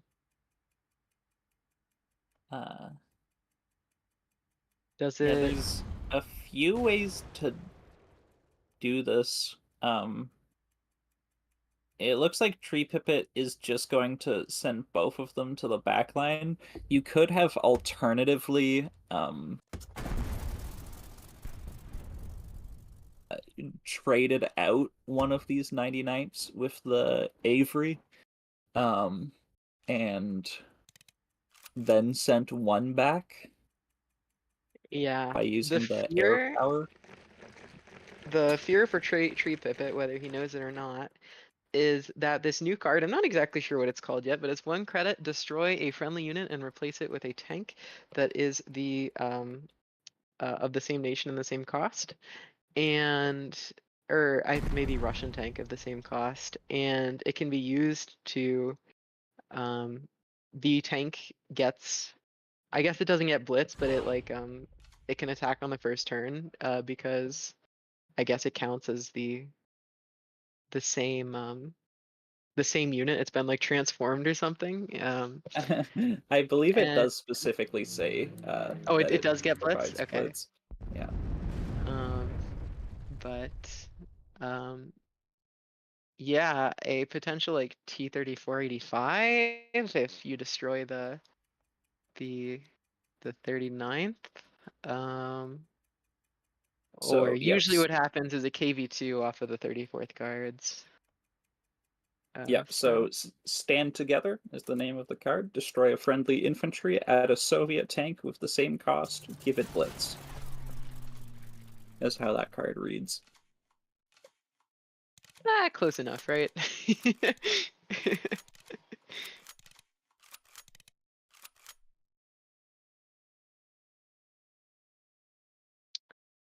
Yeah, Tree Pipit is fighting every single turn to keep those sunrises away from that HQ. And every turn is like a puzzle, right? Every turn is like, is there any way that I can get out of this? And it looks Not like this Tree Pipit time. has not as I didn't do the calculations, but I'm sure the Tree Pipit did, and it looks like that puzzle is unsolvable. Yeah, not even really close to being able to deal with that front line there. Tree Pipit definitely fought in both games tooth and nail to the last moment. So a lot of grit there in trying to pull it off. You know, we talked a little bit about Vinny's lineup, Berto, before the matchup. Now that you've kind of seen it in action, you saw him defeat Tree Pipit 2-0. Any kind of thoughts? Are you still on the same line of like, it's kind of weird he threw that Soviet self-damage in, but I know you are a self-damage lover. So any thoughts there now seeing that happen? Well, the Sunrise Division certainly put in work, but I do think that was still a very hard game for Finny to win, and I think that if you only have one Sunrise Division there, for example, or you don't have the 34th guards, or similar things like this, that game can really unravel out of your hands. But worked out for Vinny. Sunrise Division maybe will make its way back into self-damage, with Vinny showing how potent it can be against these control matchups. And yeah, that's really cool to see. Absolutely, and we talked about it before. Vinny being somebody who puts a lot of time and effort into deck building. So very, very interested in seeing if this kind of takes off and becomes a thing in this new meta that we are still exploring. And speaking of exploring, let's take a look at the bracket and see where we're at here. As we've got our first semifinal in the books, we're getting ready to get into our second semifinal. So there you see Vinny defeating Tree Pipit. Vinny going into the grand finals of the July OCC. 250 USD for first place, as well as a boatload of OCC points. The bottom of the bracket, we're going to see this in just a moment. We've got Baron going up against J King, who J King is leading our OCC leaderboard right now, trying to qualify for that ultimate. So it's going to be a heck of a battle. Let's dive in here to, I say let's get to know J King a little bit better with his player card, but I think at this point we've seen this card every single month over and over at the OCC, but no reason not to bring it up one more time. 332 matches, 68% win rate, finishing third. Double strength. Berto, I think this is a new favorite card of J King's that we're seeing here. Any insight into why he has selected double strength? Well, I can't for the life of me figure out why anyone would select Double Strength as their favorite card. It goes down, it just puts you down a card to put it into your deck. But So apparently J King did want to change it, but I don't know if we didn't get to it or what happened. In any case, I would much rather just make fun of him for selecting double strength. So Berto, I appreciate the direction you took on that line. Well, I do know the card that he wanted, and that was Gambit, which we can also make fun of him for. Uh, Gambit has yet to see a lot of common success on ladder or in this tournament. Maybe it'll be the new meta-defining card. We will have to see. But I know J King has shown a lot of excitement about that card and how you're able to pull things from your opponent to deny deployment effects like B-17s and Leopolds. Um, so yeah. We will have to wait and see, but we will not have to wait and see J King's lineup. Let's go ahead and bring it up here. And Starry, why don't you walk us through what J King has lined up for us today in the OCC? Yeah, so J King has also entered the tournament with a triple control lineup, similar to our friend Baron. So this might be a long match. J-King's first deck is, again, this German Japan control discard. We have seen variations with 0 Reichsbanks. We've seen variations with 1 Reichsbank, and now we get to see a variation with 2 Reichsbank. Playing the 2 Maelstrom to match. That's oftentimes what Reichsbank is used for. But yeah, this deck is nearly identical to the one that Baron is running, and so this is going to be a pretty true mirror match. If we do end up seeing that happen in the games, then J-King is playing again British British German discard as well, again similar to our friend Baron. I think that J-King I know that J-King really likes 6th Air Landing Brigade, and in this deck, it is strictly a 3/4 with Fury for 2 credits, which, yeah, that's some stats on a card, right? Due to its effect, it's functionally a 3/4 Fury for 2 credits. Is going to help J-King deal with some of the earlier threats, although I don't know how many early threats Baron is going to be playing. And then lastly, we get to see the big difference. Instead of going with Japan, J-King is going with Soviets, and especially playing Gambit, which I know that J-King has been talking a lot about recently, about how busted of a card Gambit is. And I'm curious to see how that goes. Probably gonna try and get a early like 270-second guards, or something like that. But just like getting rid of the deployment effects of your enemy, if you can manage to pull one of the things out of their hand with a powerful deployment effect, like Leopold, for example, is one of the strengths of Gambit. And yeah, I'm super curious to see which works better, this Soviet control or Baron's Japan control. And I want to see if all this talk about Gambit is going to pay off or if it's going to go ahead and get banned. So why don't we take a look at the bans and see if we're going to see this Soviet list at all, or if Baron has said no, and we will. It looks like J King's German Japan control list is getting banned. Baron is losing the Brit Germany list. Starry, any insight into why these decisions would have been made?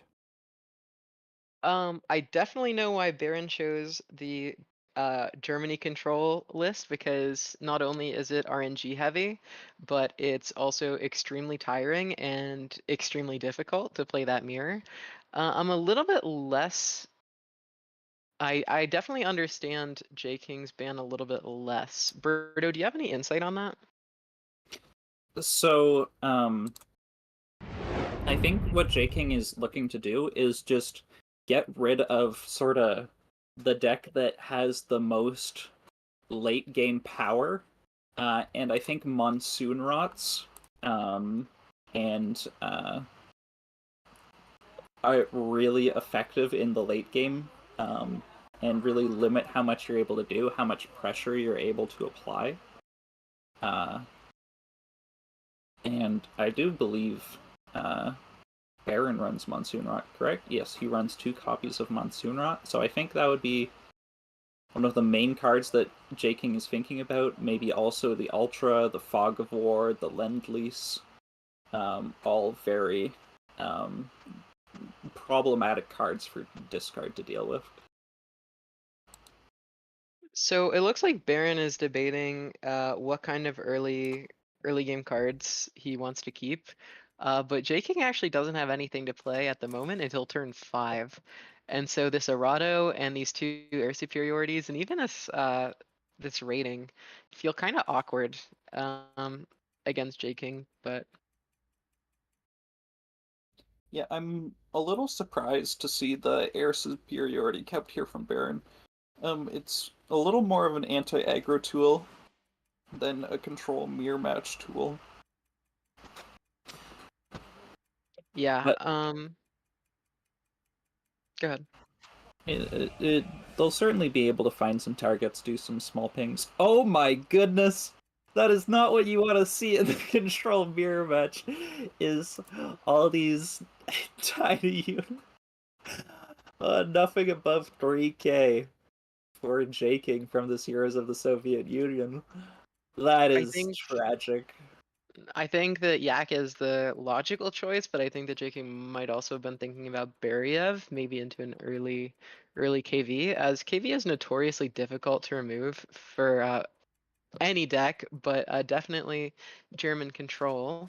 It dodges that Annihilation. Back when German Control was playing Lion for a Day, it dodges Lion for a Day. So I think that there is some merit in at least thinking about getting a KV2, but I definitely think that the Yak is very logical, very level-headed. Sorry, did I say KV2? I meant KV1. That's okay. It's easy to get confused between how many different numbers there are on the cards. I'm always used to simply calling it the KV because it is the heavy hitter. Um, it's the one people generally know you're talking about when you simply say KV.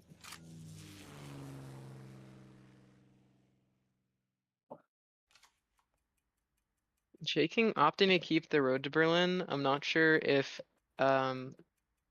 he is planning to keep it around indefinitely as bait for discard fodder, as you were talking about earlier, or if for some reason not revealing that is better.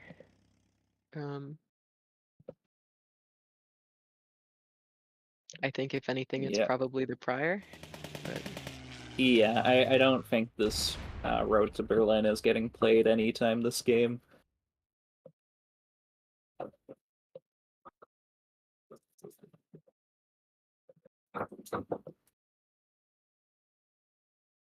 Looks like Baron's thinking about raiding Brigade to preserve the 2 defense on his Dragon Slayer. yeah, notably allowing the Dragon Slayer to dodge Naval Brigade, which is not only a threat, but an imminent threat, as J-King has it in his hand.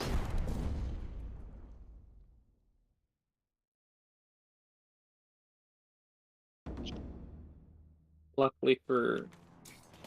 Oh, Baron going for the Audacity Air Superiority and getting some damage to the HQ. Which means this Annihilation will find a full health Dragon Slayer. Which is quite nice for J-King. Notably, J-King is playing one of the only control decks we've seen today that is playing neither Britain nor Japan, which means that the healing is going to be significantly more limited, but J-King doesn't seem super concerned.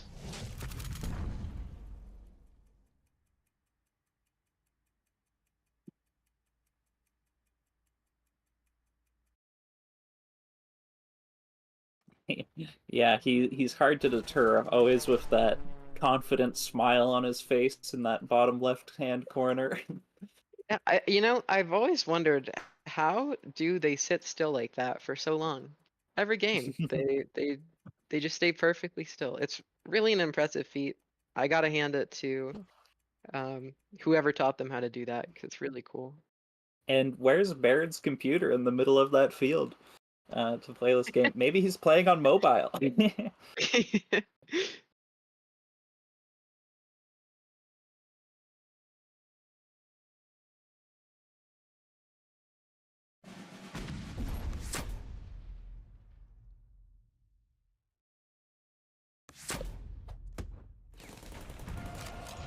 J-King getting low enough on life that he decides he thinks he wants to play the Road to Berlin. I'm a I little think that makes skeptical sense. about that. I'm just not sure how he's going to proc it anytime soon. Well, it makes the winter offensive hurt significantly less. It opens up the possibility of a winter offensive without going dangerously low to a potential like Kika. Because, Baron is running the Kika and I'm sure also the Shiden as well. So it makes sense that J-King wants to keep that option open. Yeah, so that does make a lot of sense. Oh, that hurts. It certainly does.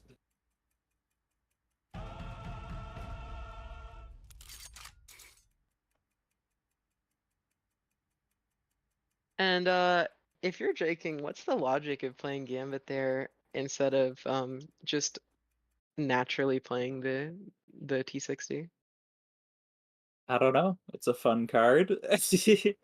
um, Maybe looking to but get an errado or some other deployment effect. The problem is that there are some deployment effects like Leopold where even if you get rid of their deployment effect in this position, a Leopold would still be super scary. yeah, I'm not really sure what he was looking to hit exactly.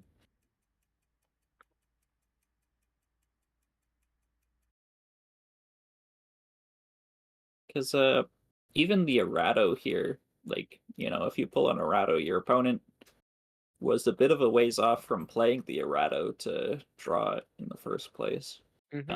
Type 94 would have been all right to hit, but it removes 2 cards from your hand to use the Gambit and to pull a card instead of just one, which is very relevant in this matchup. I mean, the wolf pack seems like not only the logical play, but really the only play. I guess alternatively,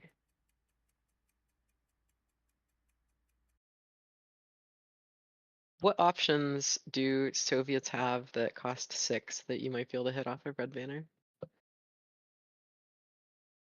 There's You of don't course have a lot of KV1. Yeah. There's not a lot of good options at 6, but if you use it on the Naval Brigade, you're able to get the 272nd guards. Correct me if I'm wrong, but there's also the 7/7 guards that produces a light infantry every turn, like that one right there. Yeah. uh, yeah, it's I can't remember the name of it. It's like, I want to say 845th, but that's the Tudor, I believe. But It is, yeah. some 3-digit number, I believe. Yeah, this is, and this is not the one that you want to see instead of 272nd. It's a 50-50 between the two, but it never feels like it was actually a 50-50. Because that one seems to show up way more than you want. And sometimes you concede before you read the name to learn what the card is even called.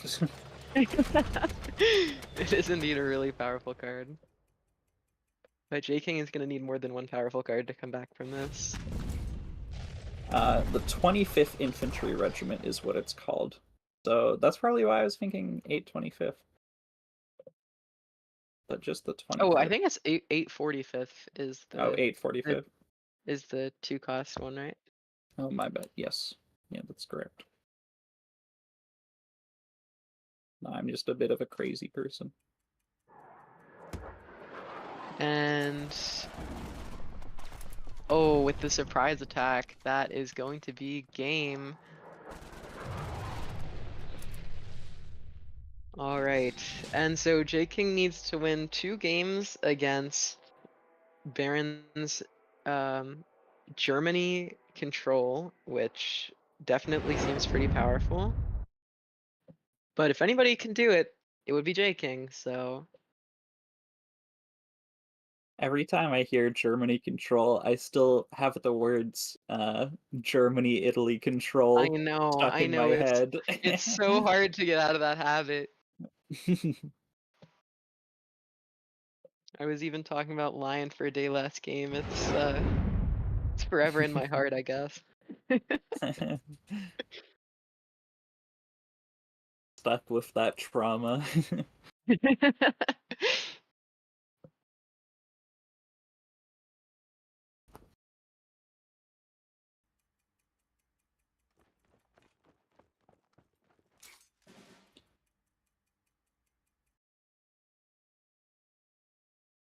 All right, and it looks like J King does want to show off this Soviet control deck. He believes in it.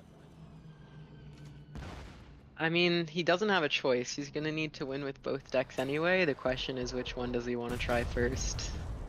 That's true.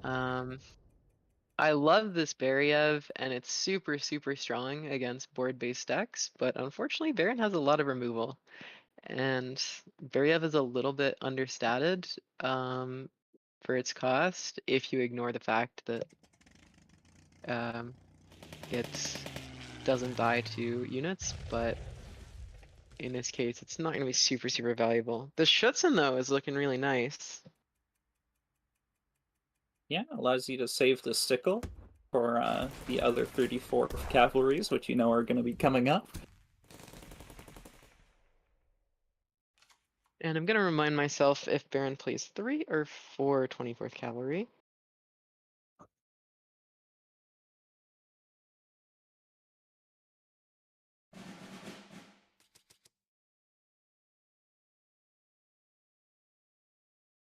Baron going for the spoils of war. Hopefully he can put a 34th on the bottom of his deck to lower the chances of running into that card too early. Finds a Comet, a really effective card in this matchup. So Baron does play 4 copies, and I was actually talking to him yesterday. He's definitely going to make sure that he counts every copy, making sure that he knows exactly how many are left in your deck. Super important if you are looking to compete at this level.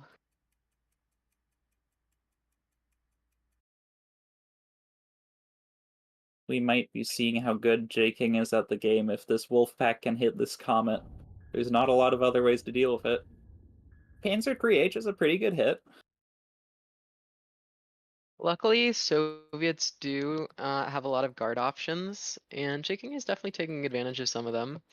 The question is, can Baron take them out to make that way for his Comet? If so, the game is has a high degree of inevitability.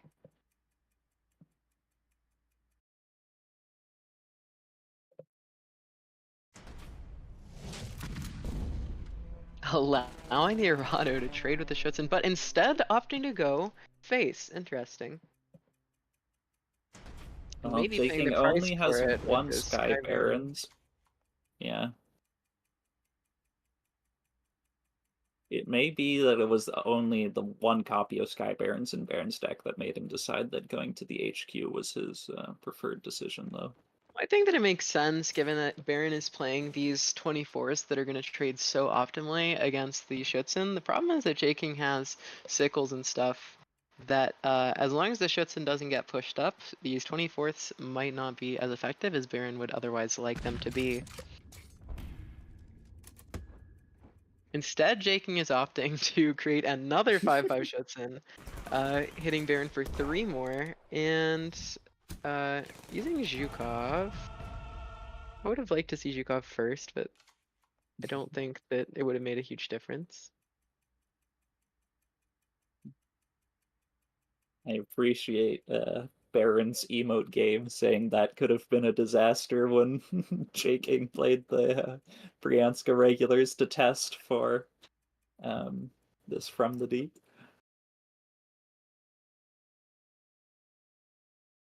And this Maelstrom not looking very good right now because those are both veteran units and this Maelstrom will not deal any damage to either of them. Yeah, and unfortunately, the Schutzen will not survive combat with another Schutzen. It is always an option if you need it to be, but it is definitely not ideal.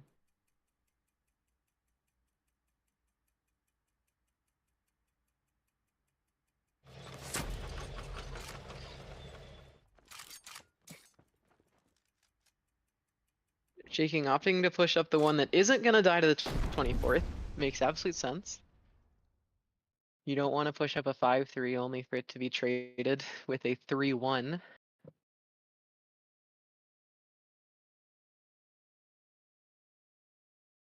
I'm beginning to struggle to see how Baron deals with this board. There's always the top deck Leopold, but that's optimistic. Yeah, Baron does have a bit of time with that island defense, but you know, it's sort of a you can run but you can't hide situation. Baron, at the end of the day, does need to find something definitive to answer this off the top of his deck.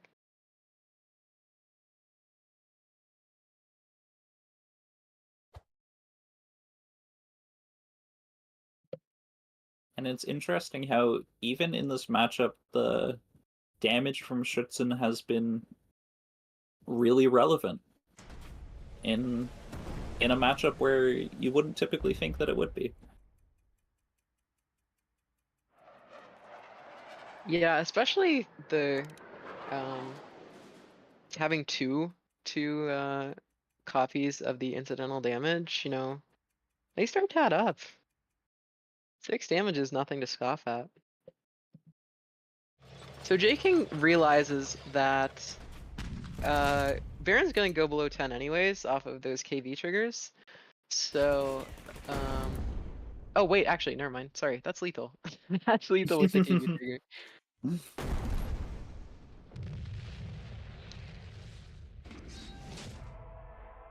And the Annihilation coming to Baron just one turn. Well, a little bit too late. Would have been a nice card to have for those Schützens.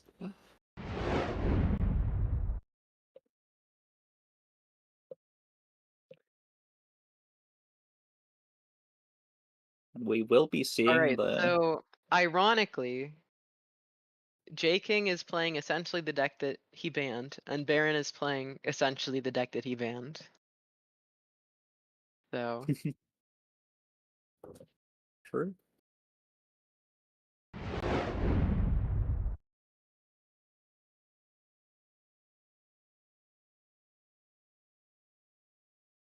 does that mean that whoever wins this would be wrong? If you see what I'm saying? You can say so.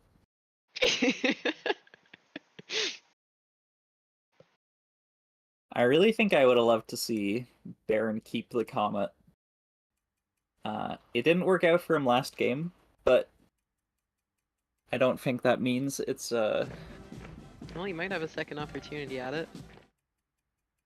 yeah, it's true. Or even something like a King Tiger. King Tiger does seem weak specifically into Brit control due to Monsoon Round supply shortage being excellent untargeted removal. That's true. But yeah, I mean, if you can get it to stick, it's a crazy powerful card. And it does avoid Commonwealth.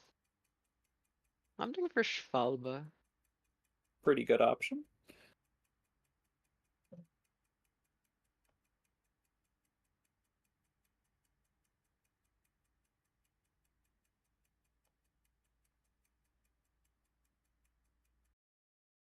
Is J King feigning a countermeasure here? I don't think he has any countermeasures Other than other Ultra, than yeah. Ultra. I'm So kind of confused what's going on here. Okay. maybe it's just expert level mind games to do something.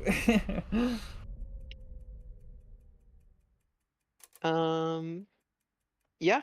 Yep, the only countermeasure that J King plays is Ultra, but even just like covering it over like that maybe gives Baron the idea that J King has something to play, even if it's not a countermeasure, and is deciding not to. Like a honey or Yes. something. Yeah.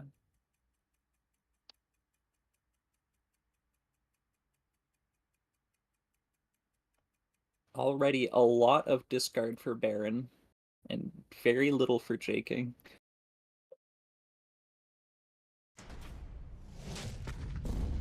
Oh, hits the Lend-Lease in that huge hand. Yeah, that Jolly good. it doesn't look particularly relevant right now, as both players have really full hands, but as the game progresses, that could come back to really haunt J King.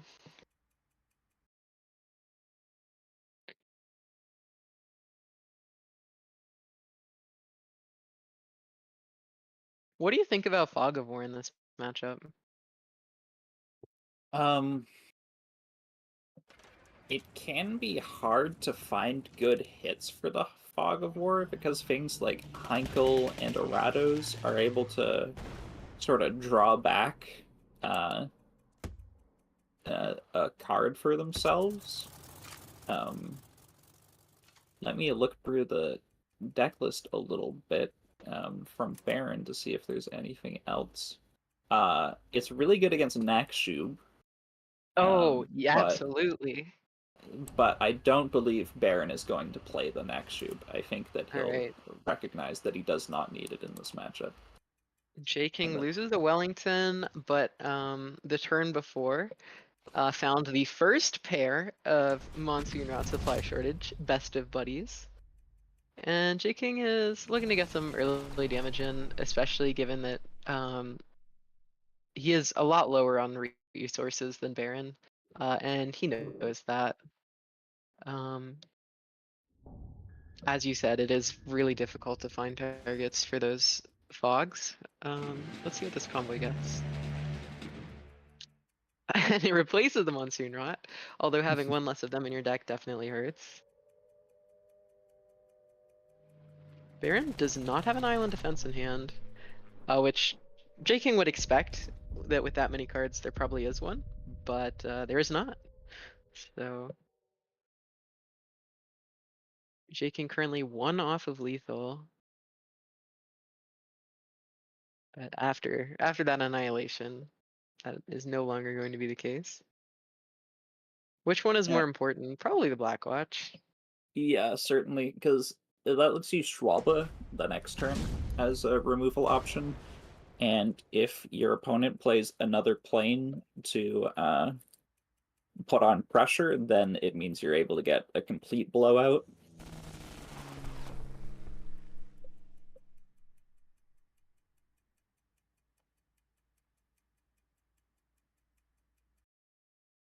J King maybe doesn't want to play into Maelstrom by playing out the honey. Ooh. Yeah, and without immediate draw to get value off of it, knowing that it's like a great target for various removal, especially sudden strikes that otherwise basically don't have a target against J King, it makes sense that J King is going to want to wait until there is a draw order or something like that to get some immediate value off of honey. That's gonna be extremely hard for J King to deal if you really don't want a Monsoon Rot and supply shortage just to deal with one target. But if Baron's smart, he'll probably leave that as the only target on the board until J King deals with it. You obviously don't want to raft the Schwalbe.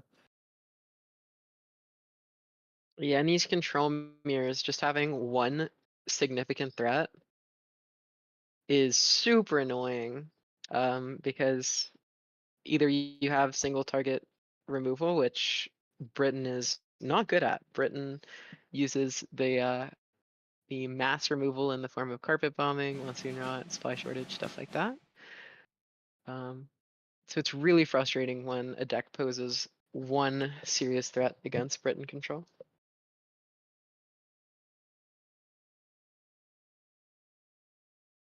And that's all the Monsoon Rots out of J King's deck.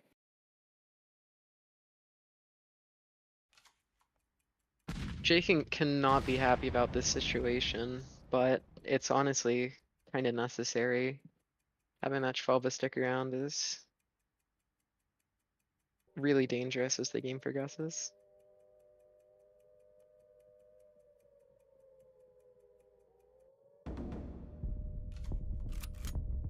And going for the island defense, I'd like to see the Panzer H and the Heinkel to really just get these draw engines the discard matchup is all about. So I actually misspoke earlier. I believed that there was more draw in J King's deck, but that Lend-Lease and then that fortification that we saw, that's actually all the draw orders in J King's deck. He plays one copy of Convoy and one copy of Lend-Lease. Wow. Oh, sorry, and Sincerely Yours, of course. Of course, Sincerely Yes. Yours. Yeah, that card's crazy. Oh yeah. Just comparing it to Call to the Colonies or to Convoy or to Fortification, that card is just bonkers.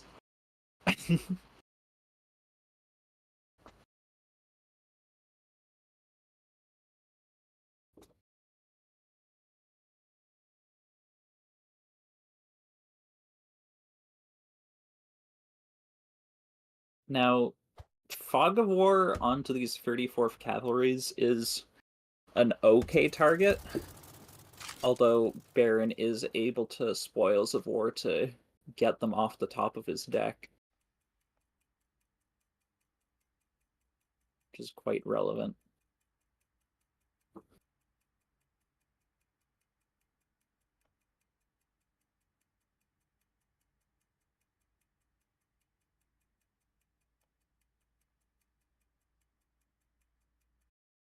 Now, this is a good spot for Baron, of course, but it's still a really difficult one.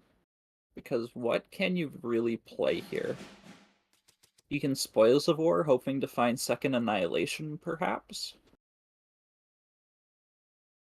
But if you don't find Annihilation, you can Leopold and give your opponent another Wrath. Yeah, Baron sort of has the inevitability on his side, but finding any immediate play, none of them seems super high impact. It's just sort of the card advantage that will take place, removing J-King stuff over the next couple of turns. That seems like it's gonna end the game for him.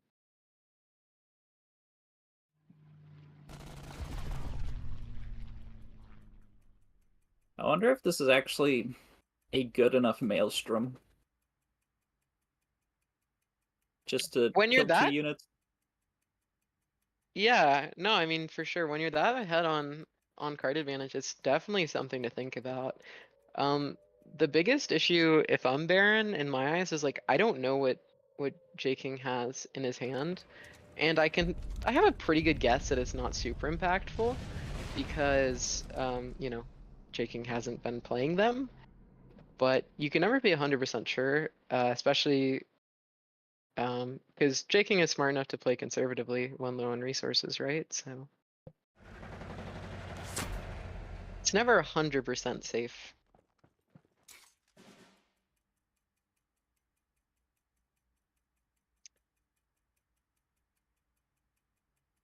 I think Baron is basically praying that this Leopold sticks, and his prayers have definitely been answered. J King doesn't have any immediate answers for it, Yeah, which which means... is what he needs. yeah. Yeah, 6-4 artillery is certainly an issue. It will kill anything you play, and if you don't play anything, it will start dealing damage really quick to your HQ. Yeah, it's awkward to Fog of War because although it's super cool to like put these 3/1 infantry on top of the deck that are comparatively weak, they do draw each other. Yeah. They're definitely on the lower side of the power level of the various cards in Baron's deck, but having the ability to draw each other makes Fog of War a bit awkward. Yeah, I wonder if Baron's managed to keep track of his 34th Cavalries now that he has more than 4 of them.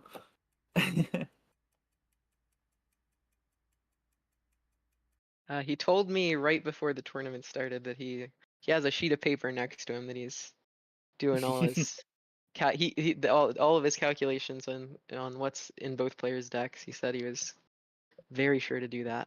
So Do you know I if have he trust in him. also... Does he also know the order of the bottom of his deck? With Ooh, how now many times he's played Spoils of War? that's a good question. That one's really hard to pay attention to, I find.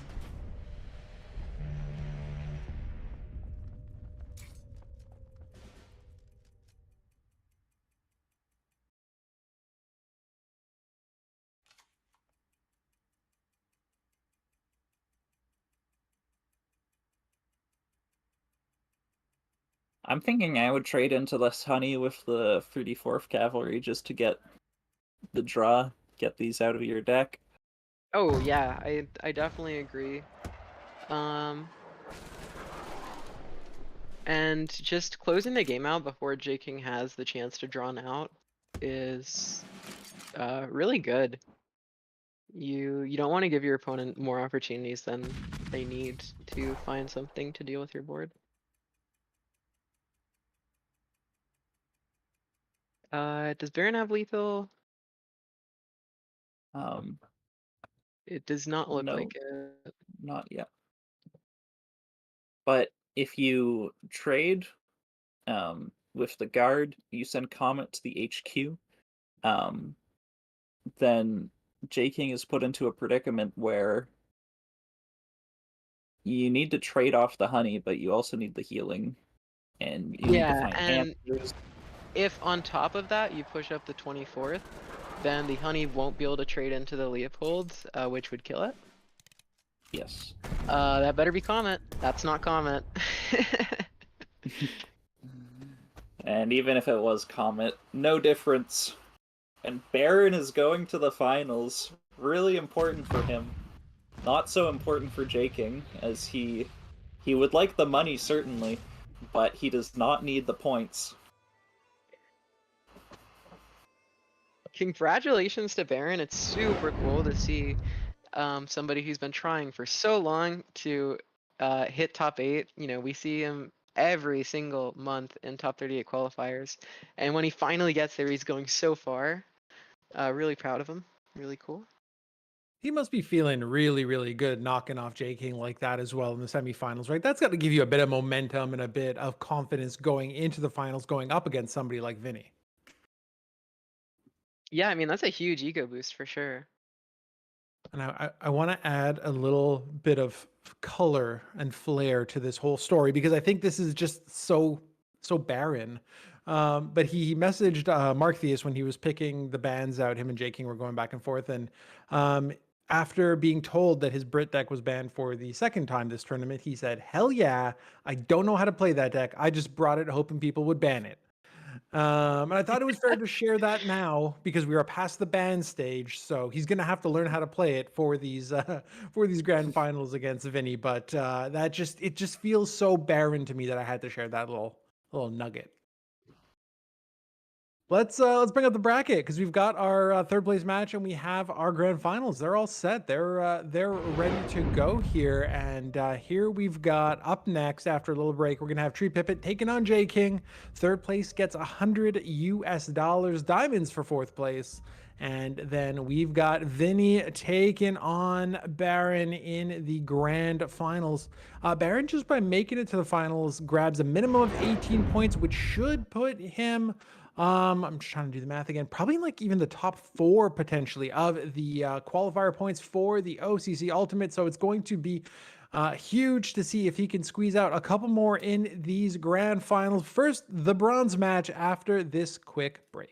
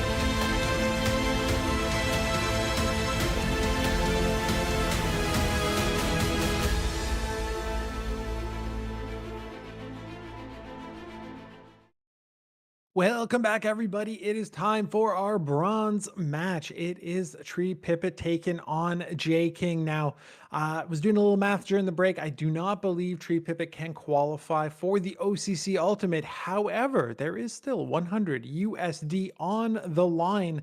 So this is not all for nothing. We've got something to fight for here.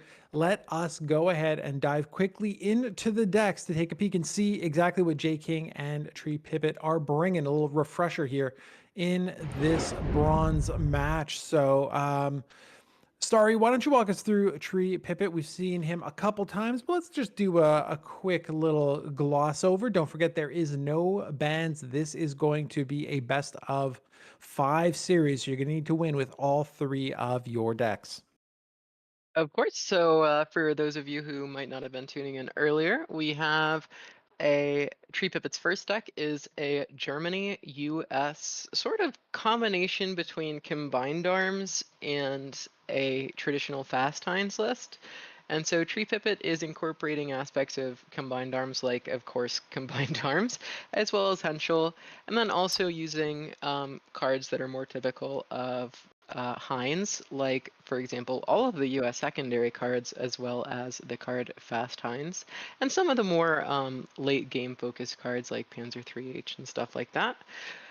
Then we have what I call the Tree Pivot Special, which is a Jagro list that replaces Germany with US, and that allows you to do some silly stuff. It relies on buffing units like Bicycle Regiment, and especially 6th Infantry, which has Fury as well. And then you can do some crazy stuff with Lightning Conquest, allowing you to push up and attack, and if they have Fury, you can do some crazy burst damage all in one turn between 99th and supply shipment and stuff like that. And then lastly, we have a Britain-France mid-range / control. It has some elements of Mobilize without the synergy cards like Potez and the little Mobilize guys. It mostly leans into the winning through value and has a lot of removal, as well as all of the fantastic Brit elites that everybody knows and loves, or doesn't. But the very, very strong Brit elite package. So I was gonna say, when you said loves, I was like, yeah, I don't know if everybody does. So good catch on that. Thank you, Starry. That's what Tree Pipit is bringing to this bronze match. Let's dive over onto J King's side once again. All 3 of these decks are going to be played. Berto, walk us through what J King's got himself armed with. Of course. So J King is rocking the triple discard. He is running Germany Japan discard with island defense. He is running Britain Germany discard with fortifications. I don't know why I'm so obsessed with healing today. And he is running Soviet Germany discard with Gambit and Road to Berlin, and the BM, as I like to call it, the BM13N US6, the new Katyusha. So yeah, all very exciting stuff. Thank you, Berto. Let's get these players up and running. In the meantime, though, we talked a lot about Gambit before the previous series. Didn't feel like it was particularly, might have been a little underwhelming. Is that just a question of the matchup, Berto, or was that just it's kind of weird in certain situations? I think the matchup was fine. It's just a fairly narrow card in terms of its usefulness. And even when you have the matchup for Gambit to be effective, it doesn't mean that Gambit is going to be effective. And now, Starry, you've got J King bringing these 3 sort of control discard decks. You've got Tree P. I don't know why I took notes and I wrote Tree and then I wrote Tree P somewhere else and I wrote Tree Pip. We're gonna go Tree Pip. We got Tree Pip bringing a variety of kind of decks. Any thoughts on advantage on one side or another, just based on strictly on their deck lineups? Well, J King is definitely bringing the more traditional deck lineup, but there is another player in this tournament that also brought 3 control decks that Tree Pivot did a pretty good job of defeating. So I guess the question is, of course, will Tree Pipit be able to do it again? And we're about to find out in this bronze match of Tree Pipit versus J King. It is a best of 5 with no bans.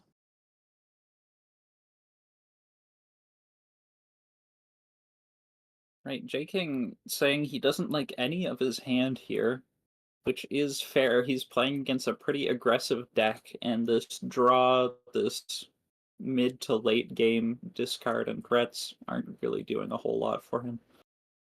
Yeah, I'm kind of confused about what Tree Pipit's doing. Tree Pipit is definitely the aggressor and is looking at a hand that you might even see in German control. So I'm definitely expecting a majority of the cards to be mulliganed here. Um, I'm not sure how good Enigma is on the draw, just because you start with more cards. Um, Yeah, it's Tree definitely Pipit's. Go ahead. a nice card into discard in general. But often it's a better card to top deck than to have in your hand on its own. Yep, exactly.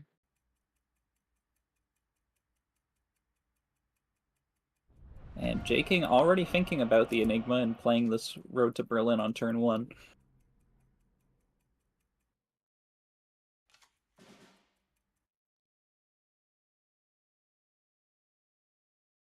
And Bryanska's a nice pickup, potentially able to hold the front line since Tree Pipit hasn't had a particularly fast start and he is on the draw.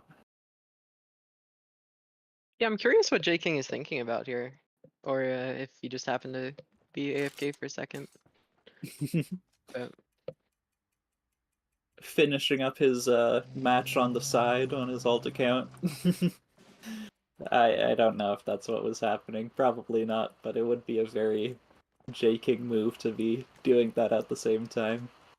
I know there's been a few times where he's playing ladder just before he plays in the finals of an OCC because the third and fourth match is going on.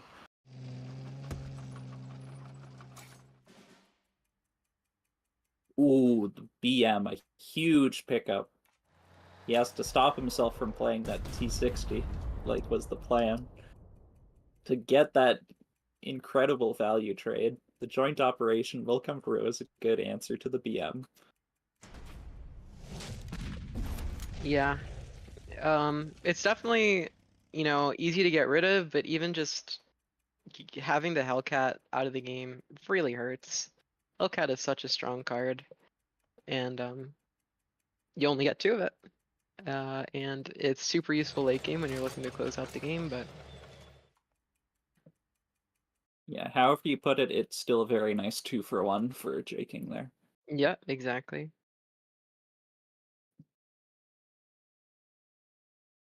I wouldn't mind seeing the JU come out from Tree Pipit, just because there's no way for the T60 to trade into anything nicely. And even if it does get pushed up because they both have guard, it'll still be attackable. Yeah, this JU is in a position to grind out an extreme amount of value.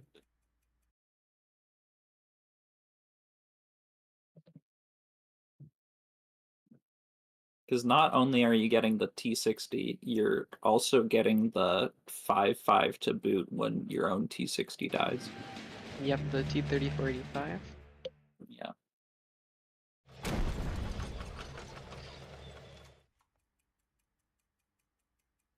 Yeah, J-King does need to find an answer to the JU. I mean, I guess the T3485 is an answer, but in order to hit the backline, it's going to cost 9 credits if you want to do it all in one turn.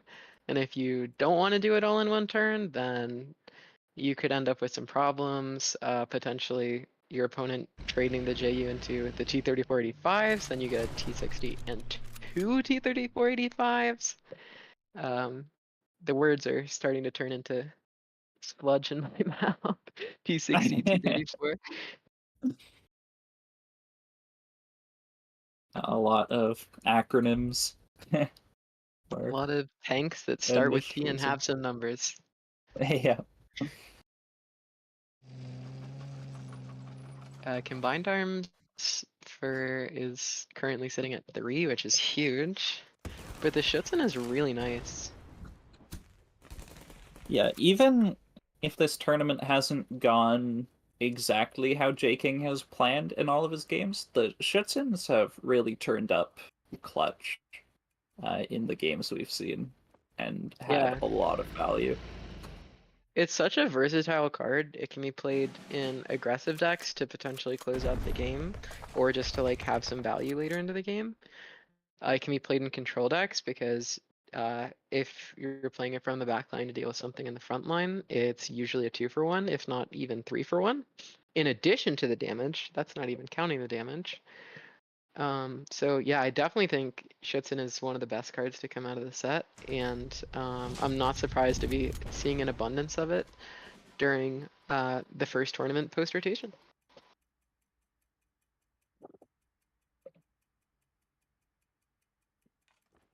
Man, this JU though is causing issues. It's hard for J King to even play a lot of the cards in his hand without just feeding your opponent good cards. Yeah, every potential answer is a potential threat that your opponent has.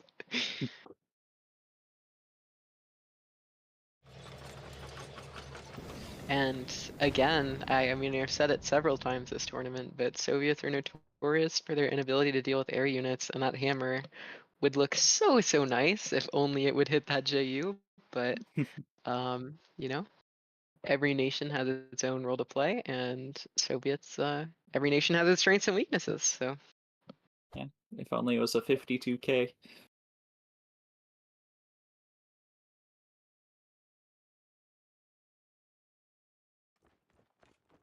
Yeah, Tree Pipit does have a decision here. Does he just trade out the 6-3 with the Briance and maybe move up the Bomber? This is interesting. Sky Barons for J King. Huge pickup. Into another Sky Barons. Maybe a little excessive, but it's good against the Yagged Bomber and Tree Pipit's hand. yeah, the question is, I don't think that Jay King, sitting at a comfortable 30 life, has any reason to get rid of that. The 1/1 bomber, but yeah, I would definitely like to see Jay King play it on the Yag bomber, but of course he doesn't know that it's there.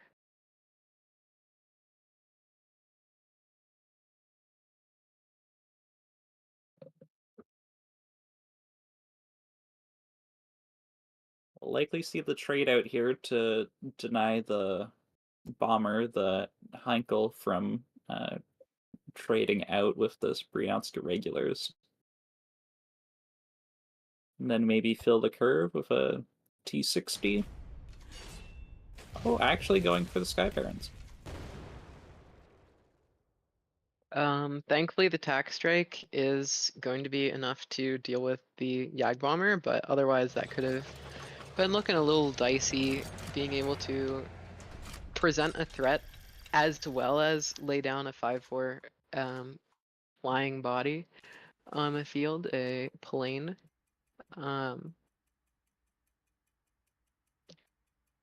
Because yeah, Tree Pivot does of course have the combined arms and the stuff that allows them to blitz out stuff really quick. That is a really nice pickup for J King, being able to take that pack. Not only will it affect like literally half the cards in Tree Pivot's deck, but it's nice for just picking off those one defense units like that, especially if it can be guarded, which J King has quite a plethora of guards. And J King has 6 cards in hand, so if Tree Pipit goes for the Leopold, he will mill 1 card. But you're also giving your opponent back a 39th, which is a little bit scary. Wait, no, sorry. Sorry, the Leopold will return the pack to Tree Pipit's own hand, so it won't mill J King anything. True.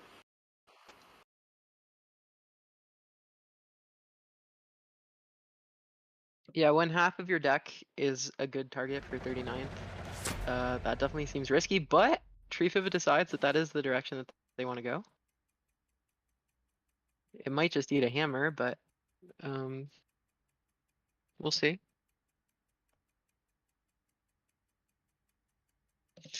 Shaking is hitting a comfortable 30 HQ defense, and Tree Pivot is struggling to keep anything on board long enough for it to really make an impact. And Shaking not only has discard, but has removal, guards, pretty much anything that you could want in this situation.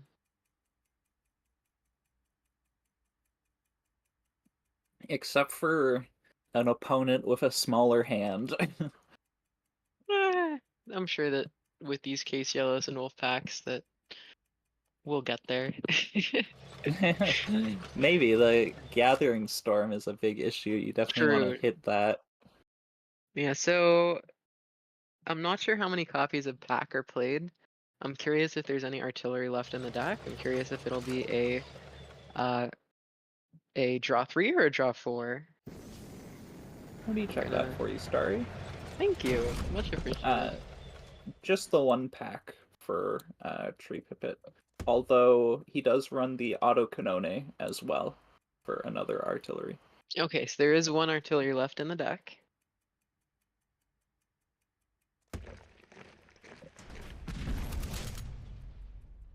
Oh, this is a really nice little play from Jaking. That lined up very nicely for everything to trade out effectively. Mm-hmm.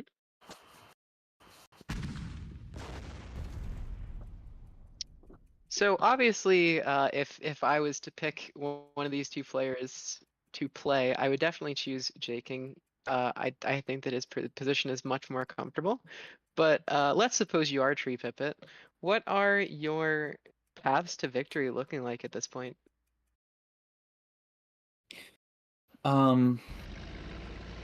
It may be a battle of attrition. You're definitely gonna have to deal with this pack.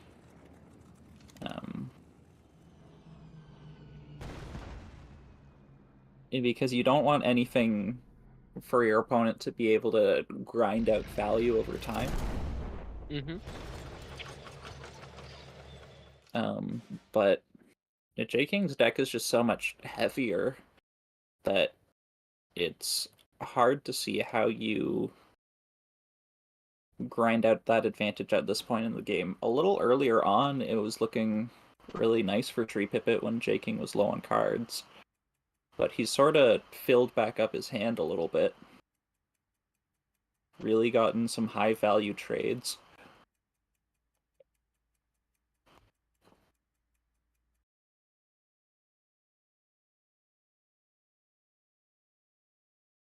Considering Bloody Sickle to trade with the 39th. I wouldn't be shocked to see this Annihilation on the Hankel, because this I Hankel has wouldn't got be to either. go. Yeah, I was thinking the same thing. I think that as weak in stats as the Heinkel is, it's extremely strong as far as effect on the outcome of the game. And that's Gathering Storm gone. A really nice hit.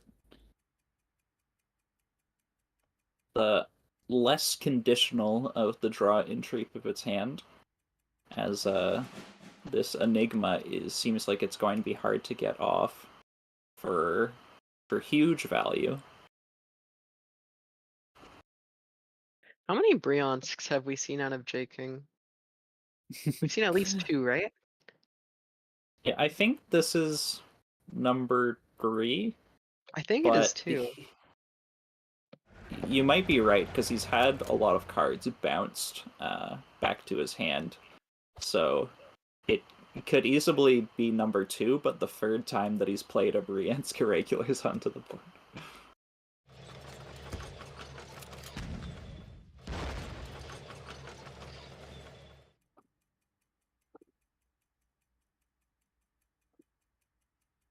This hammer likely coming down to deal with the Auto Canone. Yeah, absolutely. Otherwise, this Autocanoni could get out of hand, not only in trading, but, damage over time. And the greedy play is to play 272nd. It's a huge threat, but the safer play into bounce is to play this T-34, better against the Yagged Bomber and the half track, which J King doesn't know Tree Pipit's hand, but Tree Pipit's running low on cards and he hasn't played any half tracks or the Yagged Bomber yet, I believe.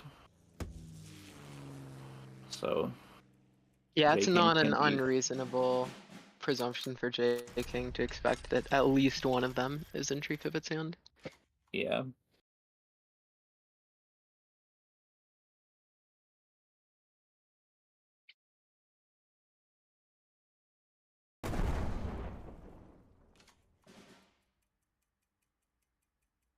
J King has a Tree few Pipit, options. yeah, Yeah, Tree sorry, Pipit go has ahead. some definitely some burst potential in hand, although I don't think it's gonna be enough burst. But it might be convertible. You might be able to convert that burst into a nice advantage. Yeah.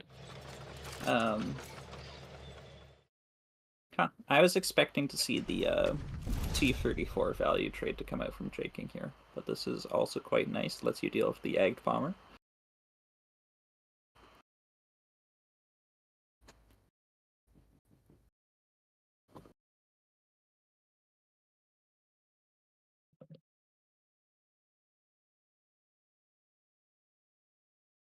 J King suddenly doing a lot of thinking about which one he wants to trade with, but I think the Yagged Bomber is definitely the target.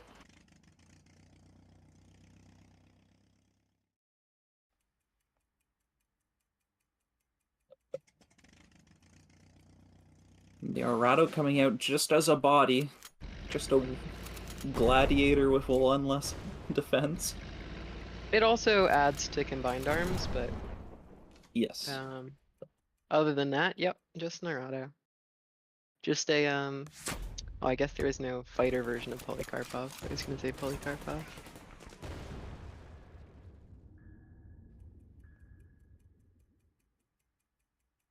Well, now we have the fighter version of Polycarpov.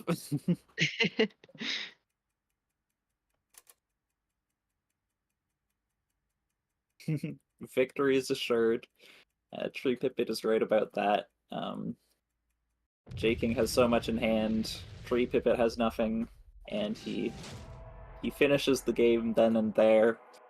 Yeah, all of the draw had been discarded or used, and so Tree Pipit was out of ways to realistically come back from that. Yeah, and he barely had even any cards left in his deck to try to use.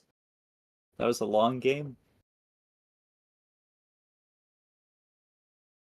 But J King doing very well to attrition Tree Pipit out there.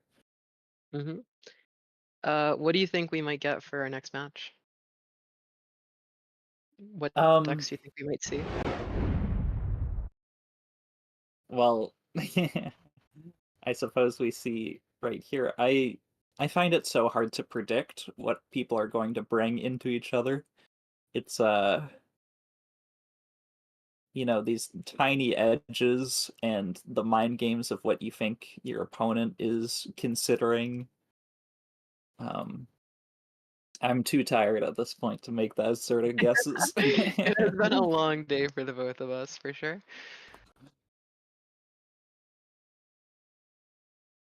Tree Pipit looking at holding the Sendai regiment. I wonder what specifically he's looking for with that. Potentially like the 61st, the 61st Infantry Regiments, the 4-4 guards with destruction draw 1. But what Tree Pipit does not know is that J King has turn 3 Reichsbank into turn 4 Maelstrom, which doesn't necessarily need to be turn 3, turn 4, it just needs to be 2 consecutive turns of J King's choice.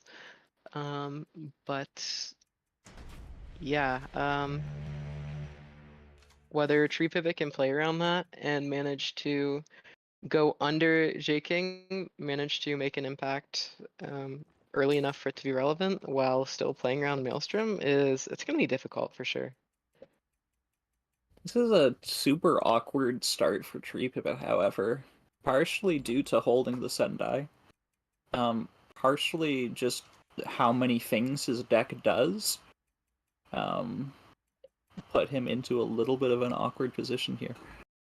Yeah, I believe the card on the very left for us of Tree Pipit's hand is Lightning Conquest, right? No, that is Unity is Strength. You're right. Looked like a black background, but yeah, you're right, that is Unity. Sendai on the 3-1, I guess it makes sense because if the 3-1 dies, then you're just gonna deal with a never-ending onslaught of further 3-1s. But the problem is, of course, is that if J King has an answer for the Sendai, then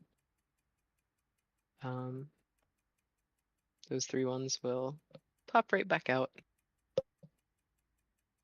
And the double bank here from J King, not really what you want to see here when you don't have a lot to ramp into on the following turns.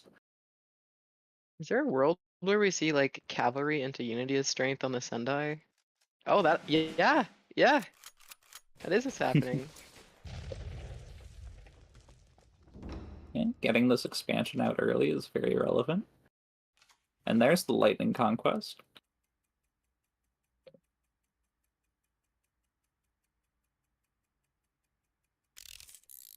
You could use the Schutzen this turn, make it Veteran to set up for the Maelstrom on the following turn.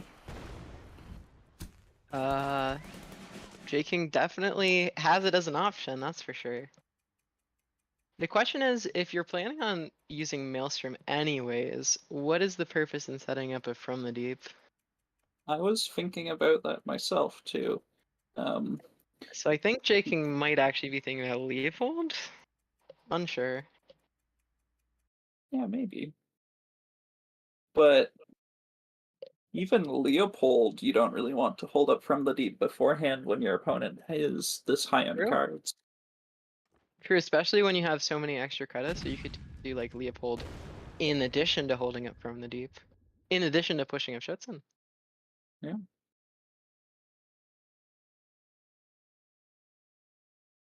Actually, no, you'd only be able to Leopold From the Deep. My math poorly.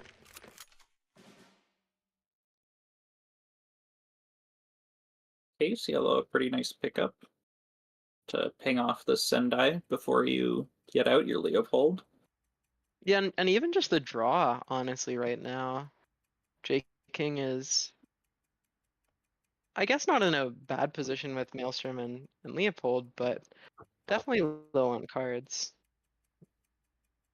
This does return the Sendai to the hand, which I think is probably what J King is deliberating on, whether or not that's worth it. But getting that strong front line means that even if a Sendai does come down, it's going to be difficult to deal with the other two threats. And if J King hadn't held up that From the Deep, he would have gotten a mill this turn. Although that mill would have only been Honorable Death. We now know, which wouldn't have been too relevant. I don't think Tree Pipit is really looking to play that against J King's lineup ever. Yeah, for some reason, I just don't expect that Tree Pipit wants to kill a 3-1 that creates a 3-1 and then also keep taking a card. Doesn't seem like a very likely play from Tree Pipit, but I don't know. Out of desperation, it might be necessary later. We'll see. Yeah, if it gets to that point, then the game is most likely over. But at this point, the game is not yet over. Yeah. Oh, but he is playing the Honorable Death. That's surprising to me. Yeah, now I feel kind of stupid for saying that.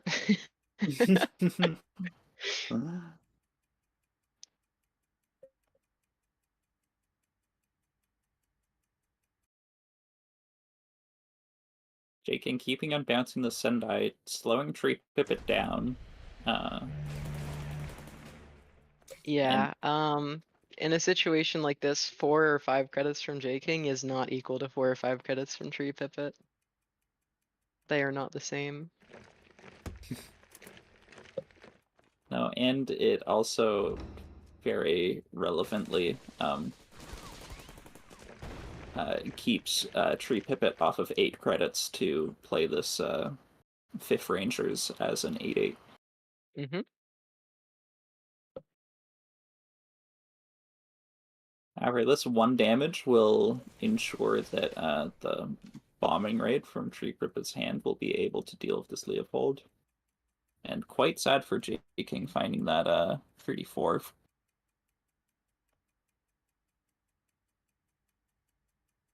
You'll have to hope he doesn't draw another off of this case yellow.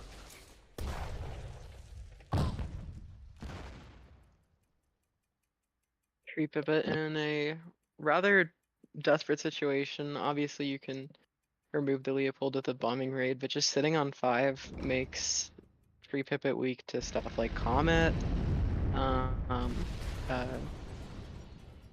which we might see one right now. Let's see. Oh, another Leopold. Or a Panzer 3L. Panzer 3L is really good too here.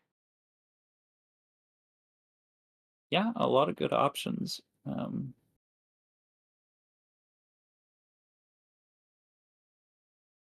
I'd probably just pick a Leopold. It was so hard for Tree Pipit to deal with the first time. And you can Wolfpack and move up a 24th Cavalry. Yeah, this is definitely a nearly impossible situation to get out of for Tree Pipit.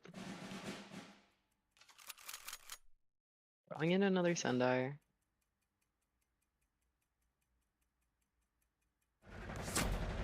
It's hard to both deal with Leopold and also like not play into a Maelstrom. Like Tree Pipit has to remove these threats, but at the same time, you know, the Maelstrom is J King does play 2 of them, so fairly likely that he has one in Tree Pipit's mind. So that's a good compromise, playing half track instead. A good way to not use both Sendais. But there is the Comet.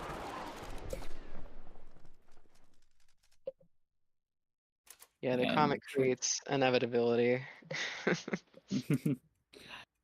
And the Dragon Slayer is too little too late, and J King is up 2-0.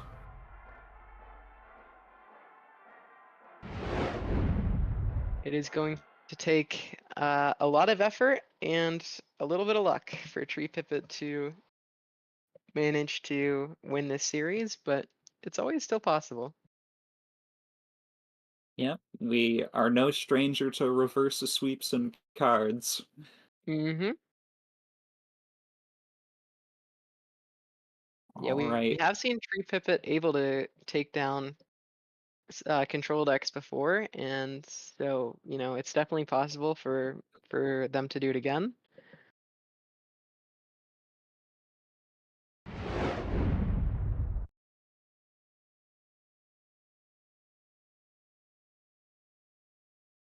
So you're gonna get the Brit mirror match, and you know, J King is gonna be looking to discard and control, whereas Tree Pipit is probably gonna be more proactive in establishing threats. Would you agree with that? I think so, yep. And Yep. this Blackwatch particularly looks like it could cause some issues for J King, but the Pioneer Company is a huge pickup to Yeah, really allow Pioneer J is King. such a boon. Yeah, exactly like you said. It's such a boon when you're playing these British control decks. Yeah, it's almost like playing the War Machine on Yep. turn 1. Yep.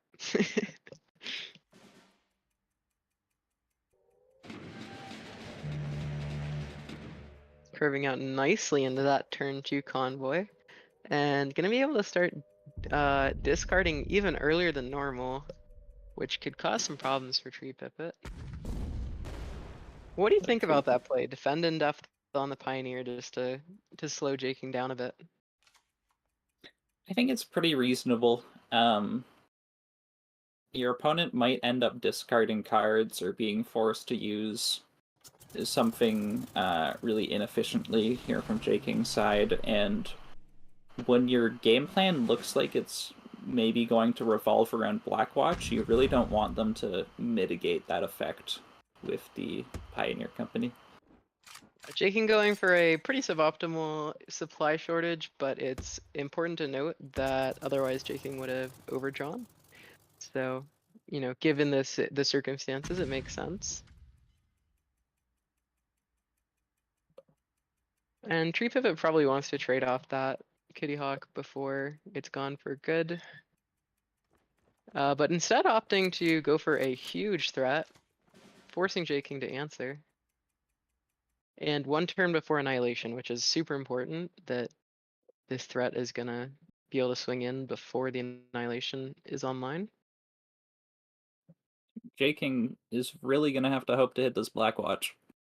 Yeah, you know, Jaking has the Lightning. Jaking could retreat it into the Annihilation. He did hit the Blackwatch.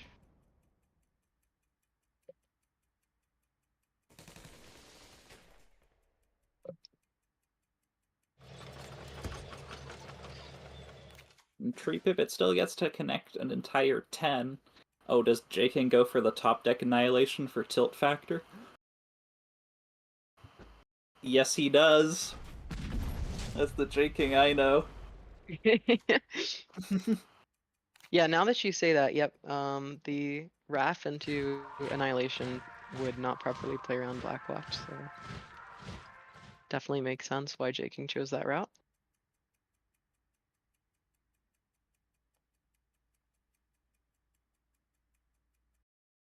Yeah, Tree Pivot was looking for an early tempo lead, but that wolf pack was brutal. Comet is an interesting idea to get back into the game. It also dodges Annihilation. Jaken can just return it with Wrath, which looks like he's at least considering. Yeah, and I think Tree Pivot played it well going for this tempo. I just think Jaking he had the answers here.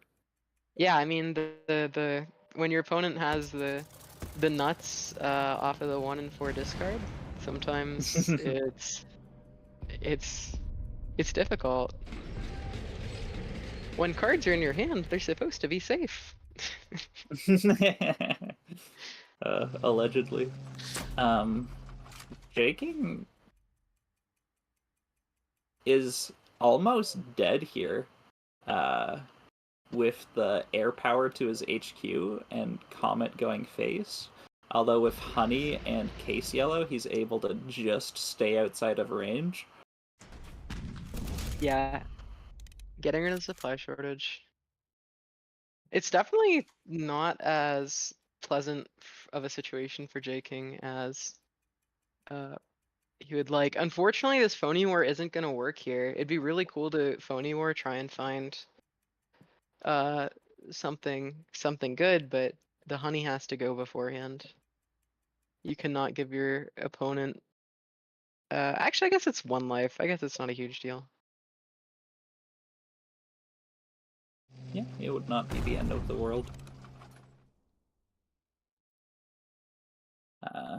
Tree Pipit did have a very small chance of hitting the other air power there for lethal as well. When he hits the HQ. Like this.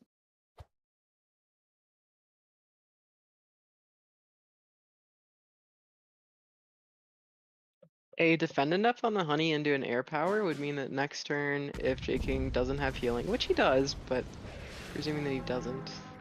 Alright, that is not what Tree Pipit opts for, instead dealing with the Wellington.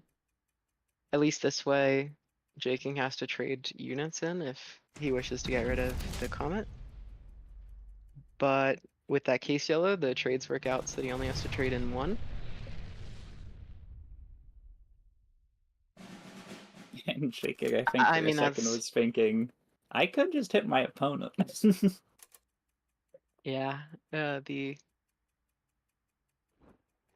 It is tempting. It's always tempting to be greedy, but 3-pip getting a full 7 while J King is only gonna get 1.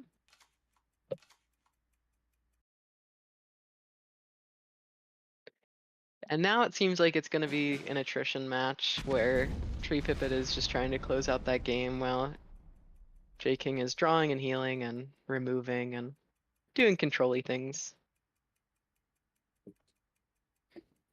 Yeah, That sincerely yours looks really nice.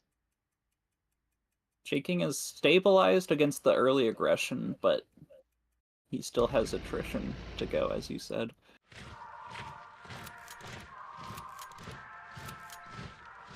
Yeah, if ooh. That was rather bad indeed. That was a good win condition for Tree Pipit. If these players trade evenly for the rest of the game, which is unlikely, but sometimes it happens, Tree Pipit is seriously behind on cards in deck. So J King really just has to worry about making sure that Tree Pipit can't establish too big of a board. He doesn't really need to worry about establishing one of his own. I think that J King should be ahead on deck after drawing 7. Yeah. Yeah, he only played a Sincerely Yours for draw and a Convoy. So that's 4 cards, so he should have 2 more cards in his deck. Something like that.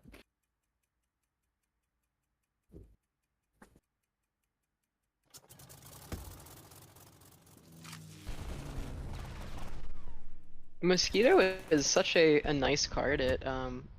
It's really well costed, and having 3 damage come off of it is super nice. In the past, we haven't seen it a whole lot, although we did start to see it in Brit Air near rotation. But it's really cool that post rotation we get to see cards that used to be all-stars and then they like kind of fell off the map for a little bit. But now that the power level is a little bit lower, generally speaking, they are once again given the opportunity to shine.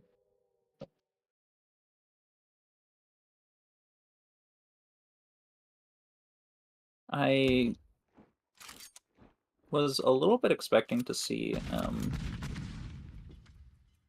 this Mosquito destroyed by the help me out here, Starry. I'm losing my marbles. The destroy an area unit and draw a card. Sky Barons? Sky Barons, of course. But J King opts just to set up the guard, and it does trade anyways. So that's a pretty reasonable outcome here for J King. Works out all right.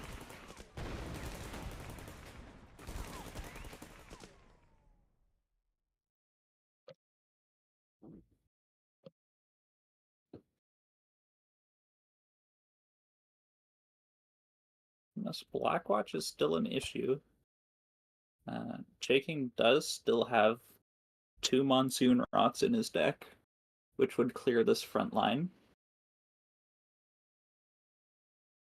Which Tree Pipit must be thinking about for whether or not he plays this Grengards or even the Firefly.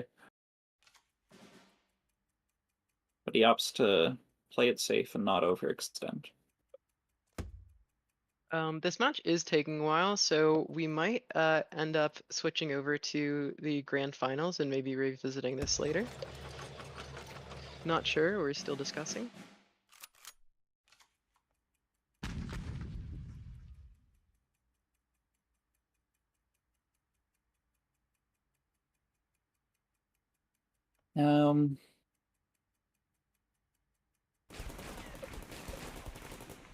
There goes that Blackwatch, finally freeing up J King's credit slots with Lend-Lease in hand, which will put him ahead on fatigue, but I don't think he has the time to worry about that just yet when he needs answers.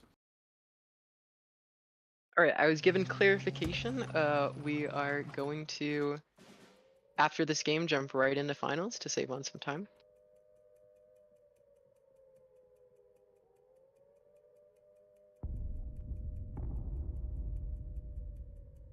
Tree Pivot needs to never play this Pioneer Company. Because that is, at this stage of the game, a huge Fog of War target that J King would love to see come out. Yeah. Yeah, Fog of War can be difficult to find those targets, but if you do, it can create deterministic wins, which means wins where no matter what the opponent does, you know, there is a line that you can see several turns in advance because you know exactly what they're drawing. So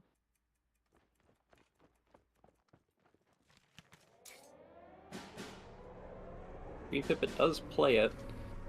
yeah, even using carpet bombing to test for ultra, or maybe even, I guess it kind of serves double duty, both in clearing ultra and also opening up a card slot in hand that might not have gotten used.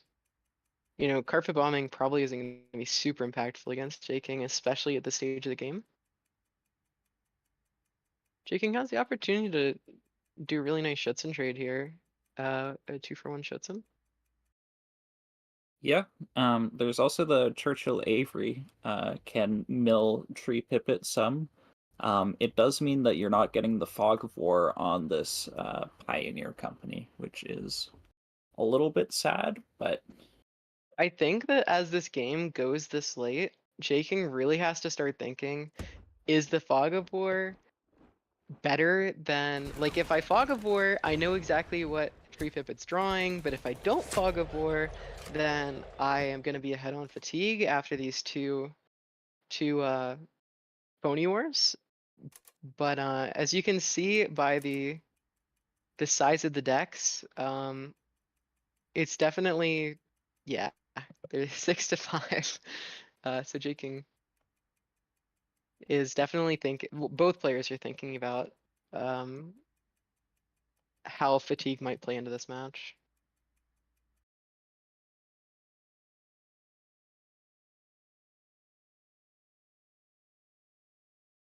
and are we going to have the Avery bounce bonanza? Yes, we will. Bouncing an Avery. Tree Pipit thinking about playing out the Pioneer Company. I guess it's not too big of a risk to play the Pioneer Company because if J King uses Fog of War on it, then that's bad for his fatigue game plan at this point.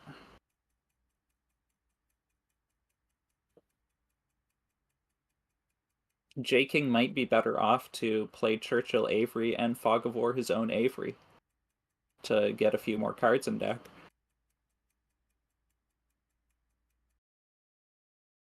Yeah, that's always an option. Yeah, J King can always Fog of War one of his own units, and of course Avery is a great choice because anything that Tree Pivot plays will be retreated, so it really just would stall out the game. Anything that's not an air unit or that doesn't have blitz, which Tree Pivot doesn't really play any units, any infantry or tanks that have blitz. So Churchill makes it so that it's really hard for Tree Pivot to establish any sort of board, and he can just win through fatigue.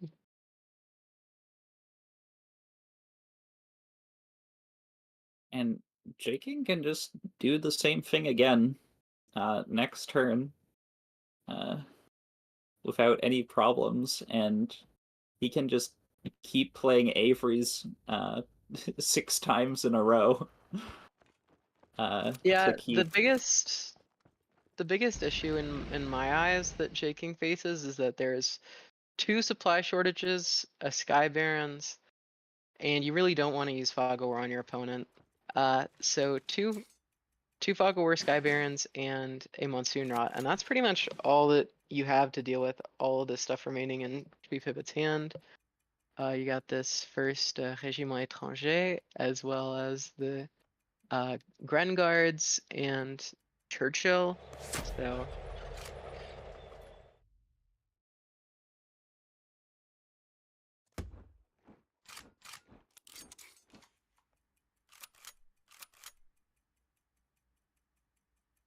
King goes for the Black Watch instead. He knows he's getting another Churchill Avery off the top anyways.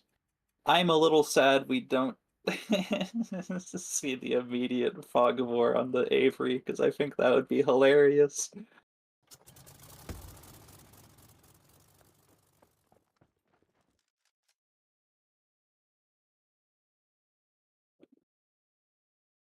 King is probably doing some calculations. Obviously, Tree Pipit has the HQ defense total advantage, but King has the card advantage, and so it's starting to get a little hairy. Especially after that call.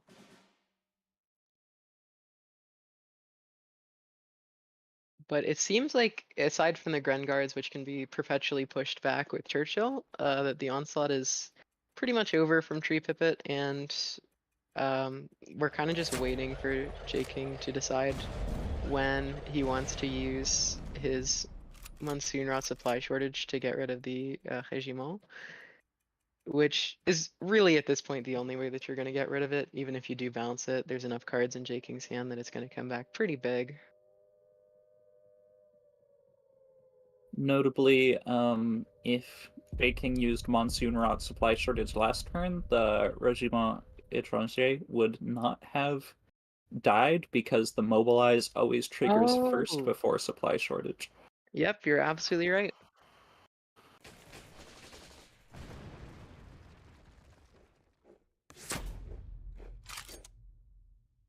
However, now with the Mobilize gone, King will probably take a 2-for-2 with Monsoon Rot and supply shortage. But he's not forced to make that decision just yet if he wants to let these units move into the front line first.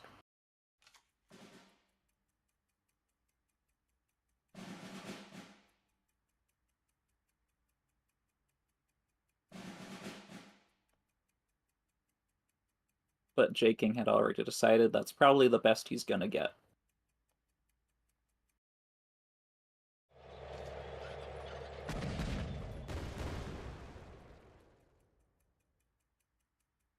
Yeah, the rest of Tree Pipit's threats can be cleaned up within 2 to 3 turns with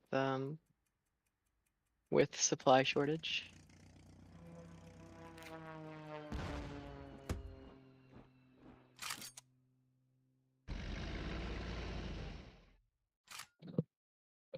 Yeah, which we may see here. King also has the opportunity at any time to play this Fog of War on his own Churchill Avery. Oh, I did not realize that King still had the second Monsoon Rot. Yes, which is also very scary for Tree Pipit. I But mean, how yeah, can you that's ever play just around it? that's just the nail in the coffin, honestly. Last card in deck is supply shortage. Not enough. And this one's going to be going King's way.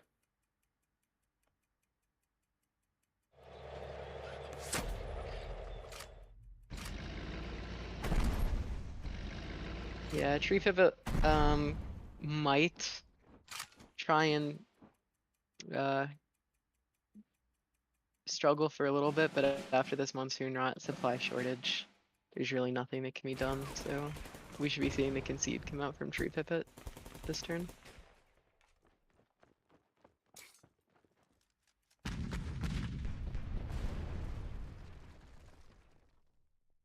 And I like that little trade from King. His last opportunity to trigger the veteran on his Schützen. Alright, so we are going to hop right into our finals match. And it is going to be between Baron and Vinny.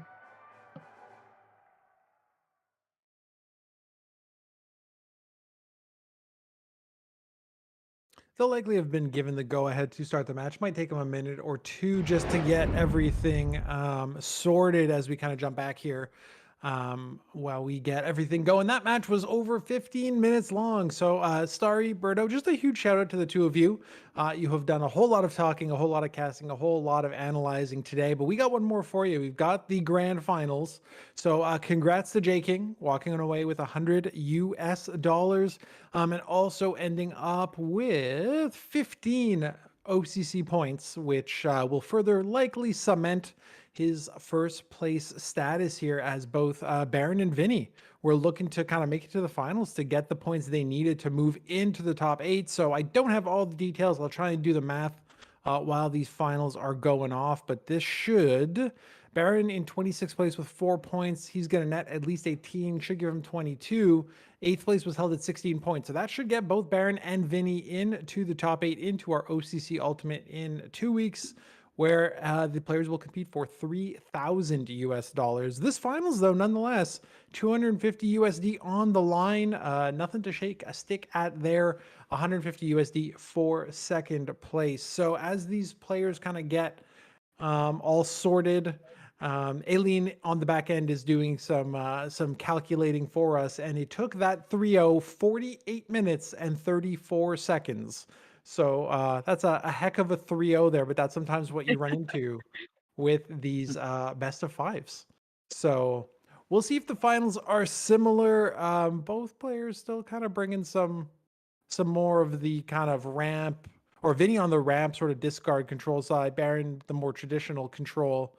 Berto, you think we're going to be in this for another 48 minutes? Because I'm going to need to go make myself a coffee.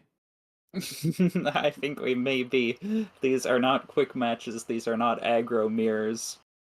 Did we lose you Welcome for a back. second? Yeah. Even Oh. Berto's camera is tired after that one. Starry, you were talking about it during that matchup a little bit, that the words are starting to get a little bit hard to get out, and that's just on the casting side. What do you think these players are feeling from a playing perspective of the amount of brain work that I can't speak either, apparently. The amount of brain power that goes into these Yeah. matches. Yes, I know what you're saying. So remember when I was like, yeah, Baron is trying to avoid these discard mirrors. I think that was a really good idea. And it seems to be paying off pretty well. And I'm hoping that should leave Baron a little bit energized for the end. But Baron hasn't had to have these like control mirror slog fests that some of the other players have had to face. So yeah, hopefully Baron is still fresh and ready for these grand finals, because seeing Vinny and Baron in the finals is super cool. It seems as though Vinny, and I think Berto, you brought this up about J King, how he can sometimes be maybe wrapping up a quick ladder game before he jumps into whatever tournament game he's in. I think Vinny might be doing the same. So as excited as we were to get right into those finals, Vinny may just need to complete a mission or two today. So we're pushing to get him moving. Maybe what we can do in the meantime is bring up the bracket and just show you kind of what everybody's path was to get to where they are at today. Or maybe not. Anyways, I respect Vinny's grind, the gold grind. Got to get that full gold collection. Got to do those daily missions. Absolutely. You got to squeeze every little bit out of it. So there you see the path that our players have taken today. We got Vinny and Baron in the finals. Vinny defeating Tree Pivot 2-0 and Tang 2-0. Baron having a hard-fought semifinals against J King, defeating him 2-1, and 2-0 against relative newcomer Top Chef. So, hopefully, to your point, I'm sorry that Baron is feeling a little bit fresh. Didn't have to go into those long, drawn-out mirror matchups. You got J King defeating Tree Pivot 3-0 to take the bronze match, 100 USD and a few OCC points. Tree Pivot does walk away with diamonds, as does everybody else who is competing here today. So nobody leaving empty-handed. Definitely doesn't feel quite as good as cold hard cash, nor the OCC points that these players are looking to use to kind of squeeze out their last sort of rankings, because the OCC Ultimate is in fact seeded. So the better you do, the more points you have. In theory, the worse your first round opponent is going to be. But and Berto, you've competed in a few of these. I feel like once you get to the top 8 in an OCC Ultimate, there's no good draw. There's no easy first round matchup. Yeah, absolutely. Oh, okay. So we're getting into the game, which may have already begun. Vinny might have actually been playing against Baron. So here we are in our first match of the grand finals.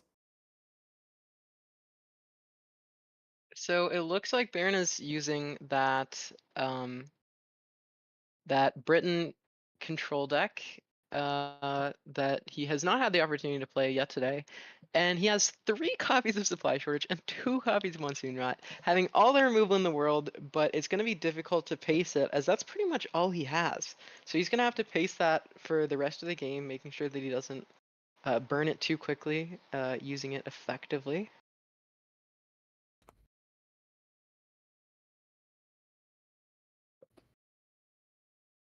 And that Blackwatch definitely is impacting Vinny's ability to play cards like Lend-Lease, Monsoon Rot. But I guess Vinny isn't necessarily in a position where he needs to, as he's still able to apply pressure with this 8/8 5th Rangers. Ooh, this Fog of War is a little sketchy using it on such a high value target. I would lean towards the Churchill here. I know Baron said he doesn't have a lot of experience with this deck, so I'm a little concerned. How are you dealing with all those 5th Rangers? Yeah, unfortunately, it's really just putting off the problem instead of actually dealing with it. As I was talking about earlier, Fog of War is a really hard card to use correctly, and maybe this is the correct use. It's definitely not an ideal use, but it might be what's necessary for the moment. It's hard to tell yet.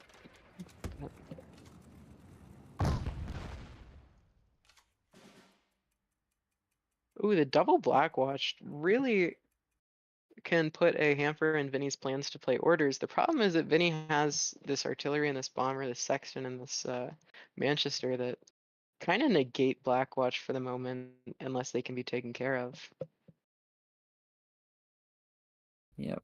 Baron is only 1 turn away from clearing Vinny's whole board, but even after that, Vinny has a lot of threats in hand that Baron will have to deal with, and it's unclear how he'll deal with them. Yep, and on top of Vinny's deck, of course, is another 5th Rangers.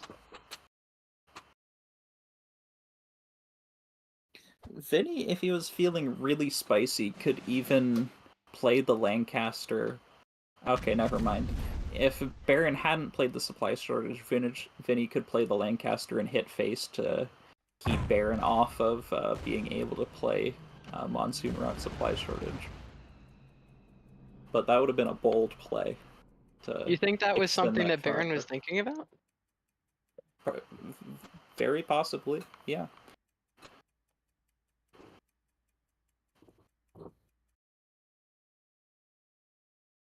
Or maybe he thinks that this will allow him to Monsoon Rot another unit, that Vinny might think, okay, I can play another unit. Yeah, I mean, statistically, it can't be very probable to draw literally every freaking piece of removal in your entire deck in like the first 15 cards, right? So surely, if you're Vinny, you're like, well, I mean, there's no way that you have Monsoon Rot, Supply Shortage, Supply Shortage, Supply Shortage, So it's pretty Yeah. unlikely. But the problem is that, like we were talking about earlier with the Schwalbe requiring a single use of Monsoon Rot Supply Shortage, sometimes there are these 1-card threats that like Brit Control doesn't answer very well because it excels at mass board wipes that have to be taken care of. Like this Lancaster maybe can hit one more time, but after that, like, it has to go. Even hitting one more time really hurts, but you know, Yeah, you might even need to play the Monsoon Rot or the Supply Shortage this turn so that you're able to deal with it the following turn. yeah. Which With is- this way, again, like you were talking about earlier, it encourages Vinny to play other stuff into the Monsoon Rot, like that. But with Monsoon Rot costing 7, might require another supply shortage. Oh, that's greedy. That's so greedy. Your entire hand is gonna cost like 10 billion credits, but I mean,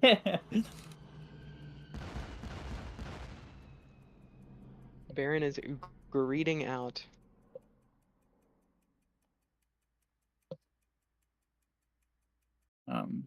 But this way, if Vinny does play something, especially something that needs to be gotten rid of immediately, well, I was gonna say that you could Monsoon Rot and then trade your honey into whatever additional threat there was, but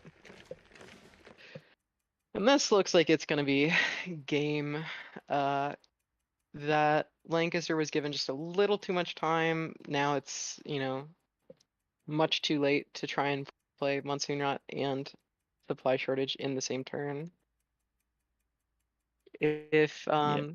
if Baron had instead opted to remove the Lancaster, maybe things would look different, but Baron wouldn't have the resources to deal with this Firefly and Fifth Rangers, so I'm not sure if it really mattered. It's tough to say. Yeah, I don't think Baron really had any way out of this match, at least after the Fog of War on Fifth Rangers we saw earlier. Yeah. All right, Vinny picking up the first win with Britain. Baron might have trouble getting through with that British deck if he said that he's lacking the experience on it. But hey, you can't be mad at second place, even if that is the case. Yeah, But for a first OCC showing, that is not bad. absolutely, and it's not like he played that match terribly. I don't mean to say that at all. And Oh no, he's not at definitely all. going to be able to potentially pick up a win on it. But it could be the hardest one for him to pick up a win on. Yeah, I think that Vinny is definitely going to struggle to win with self damage. If he is going to do it, it's probably best to try and do it against the Brit deck. And then I think that the Brit deck is going to be Baron's biggest weak point.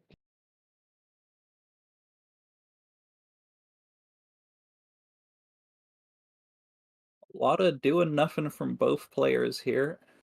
And sometimes how control goes.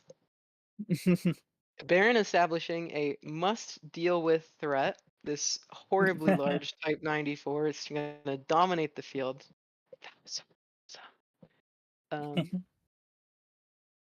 But yeah, even just the chip damage of having one a turn it's relevant, right? I mean, you know. Your opponent has to deal with it at some point. Yep. And it's a little awkward here for Vinny. When your opponent is using cards inefficiently to get them out of their hand, that's good for you. So you don't generally want to use discard at this stage of the game. But sometimes you don't have much else to do with your turn.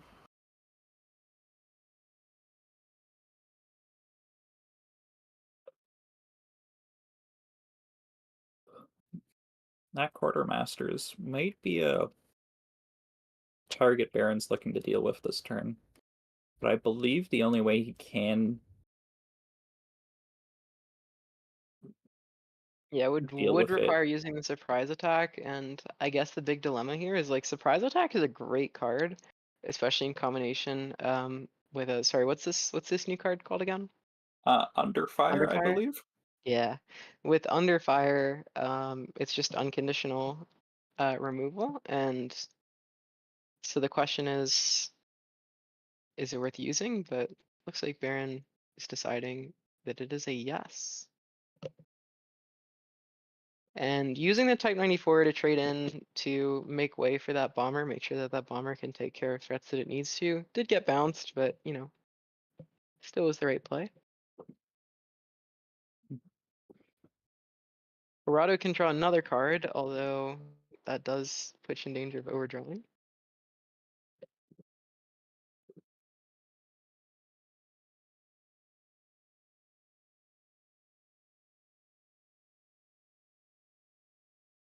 One of the big changes in these sort of matchups is that root out the enemy is no longer a card, so playing lots of small little guys like the Aichi and the 24 becomes a lot more viable in the control mirror, which really can change how it plays a lot. Even with like ASW having this DFA effect, getting out lots of small guys can be relevant sometimes.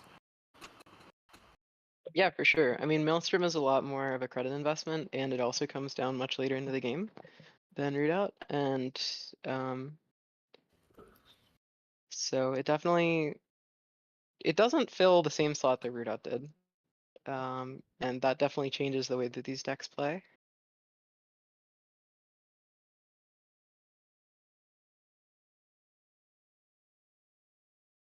That Aichi is a decent annihilation target for Vinny. Not the best, not the worst.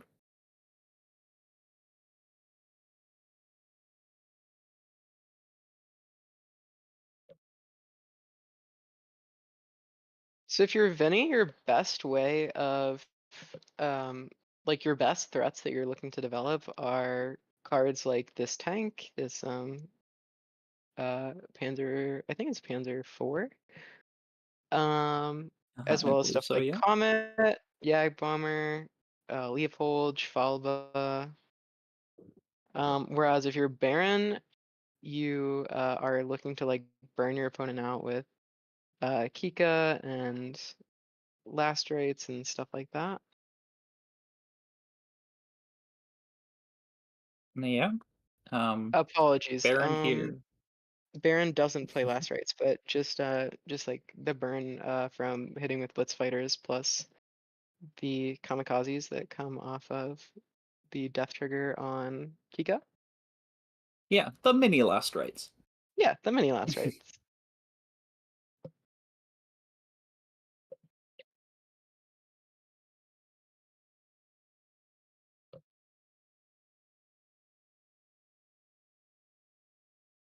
Ooh.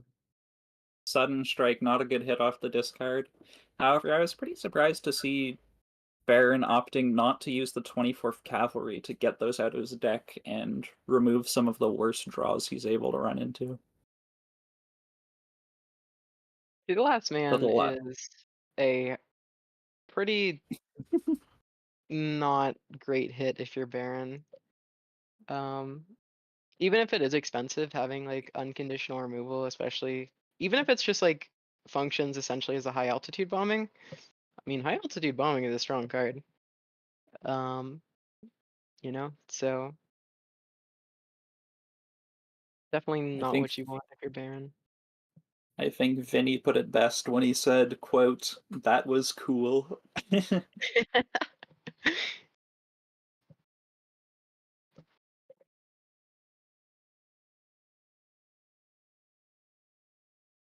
And Vinny Yeah, can just trade with his Nakshub, get some value out of a card that generally doesn't really get any value. yeah. None of Vinny's other cards in hand are like worth burning on these 24th Cavalries, so I think it's absolutely the right call to just trade off your Noxshib. Is Baron considering annihilating the Noxshib? It's a pretty desperate move to go for.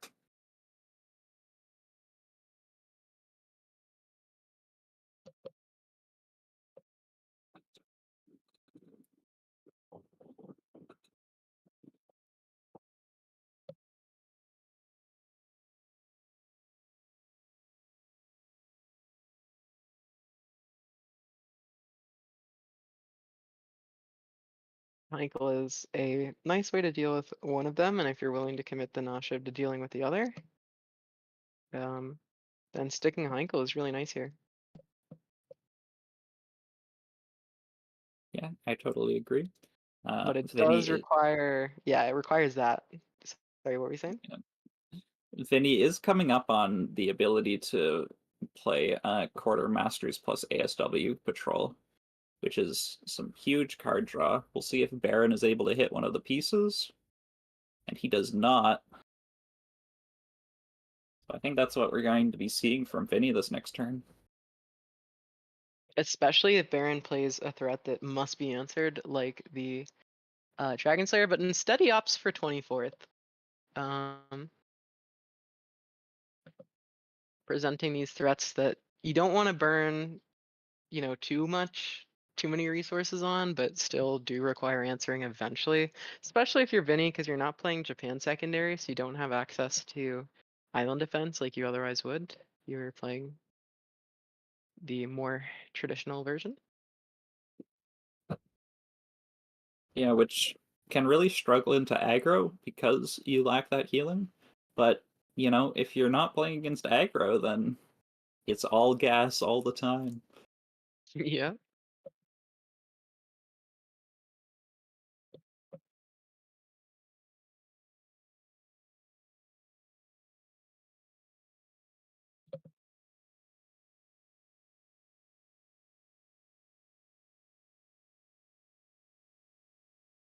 Now, Vinny has a lot of options here. He doesn't have to Sky Barons this immediately because he might want to get a Gret on the board, like the Leopold or the B-17, to start dealing damage. But he opts to use the Sky Barons while he can, and he finds the Comet, which will be a good way to finish off this game.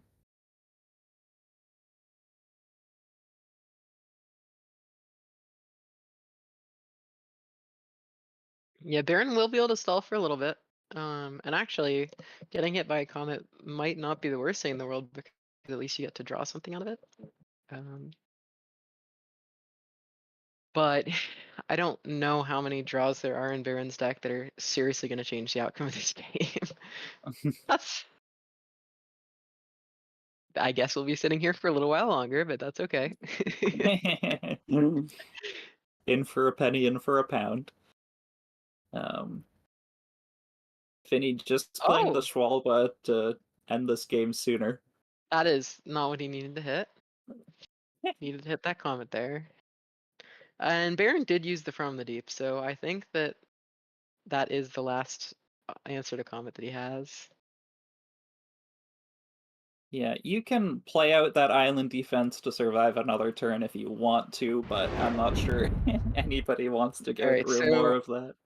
yeah, so Vinny does have to win with the self-damage list, and I think it makes sense that Baron started out with the most favorable matchup of his 3 decks, which would be without a doubt the German control, and then probably the Japan control, and then lastly it'll be Brit versus self-damage. Now, obviously that's only my prediction, but Yeah, and Britain does have supply shortage Monsoon Rot, which is very effective against self-damage. So it wouldn't be crazy to see that earlier.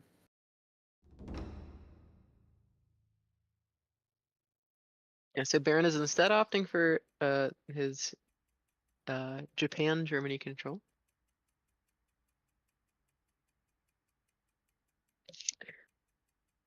That Shinano is not very good into Yeah, we were just thinking the same thing. Shinano is sometimes the best card in this matchup and sometimes the worst card in this matchup, and you don't know which one it's gonna be until you play it.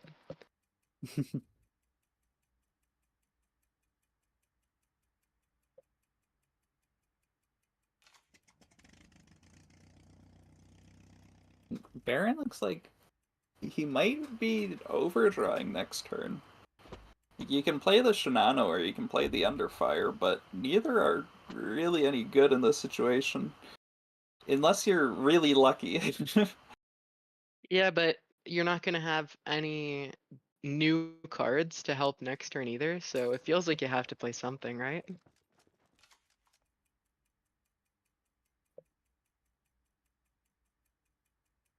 Oh, but if Vinny just sickles the 24th, which seems extremely likely, then Baron is still gonna overdraw and still not have any Yep. new schools.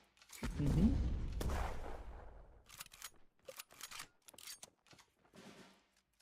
Oh, and that would have been nice to have. I think we're looking at a double trade using the Arado and a 24th. Into another overdraw. Yep. It's really hard to see. Well, really hard to watch. I mean, and Vinny effectively playing around under fire.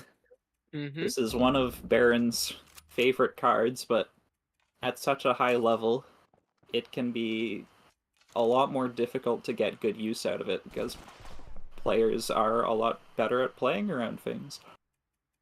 Yeah, and Vinny is managing to get so much value as well as mounting such big board pressure that it's gonna be really difficult for Baron to wiggle his way out of this. That 34th guards can push up to the front line as a 7/7 because it was Shukoved.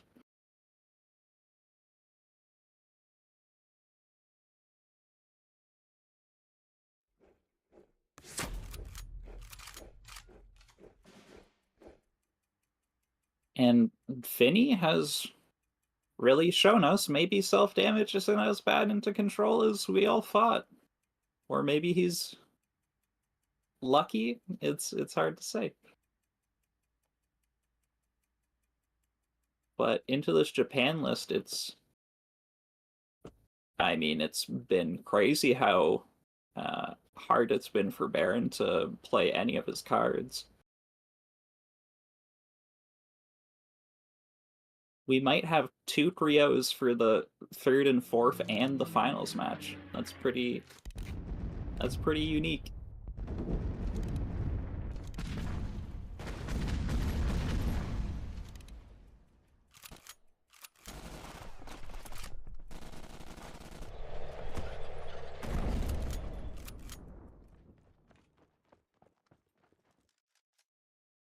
Baron's still 2 And turns off to the last man.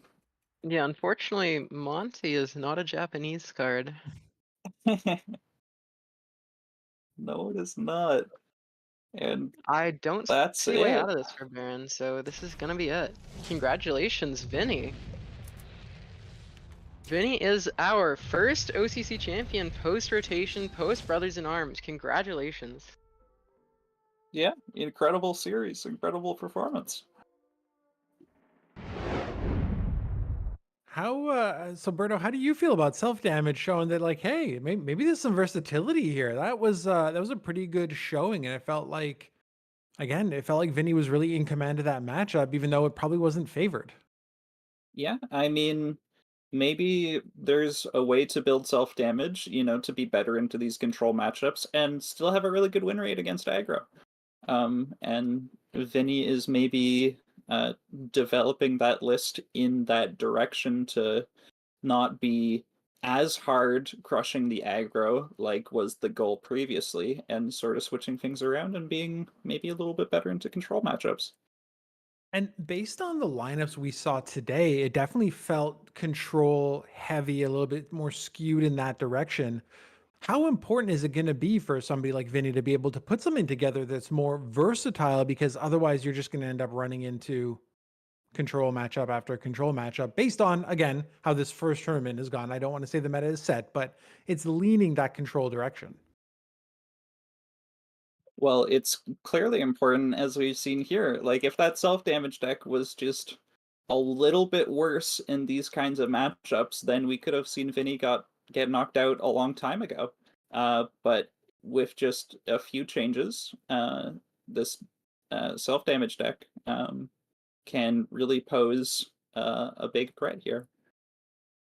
And Starry, from your perspective, like what's your kind of read on the meta now? We've seen the first event take place. We've seen kind of how things have unfolded a little bit.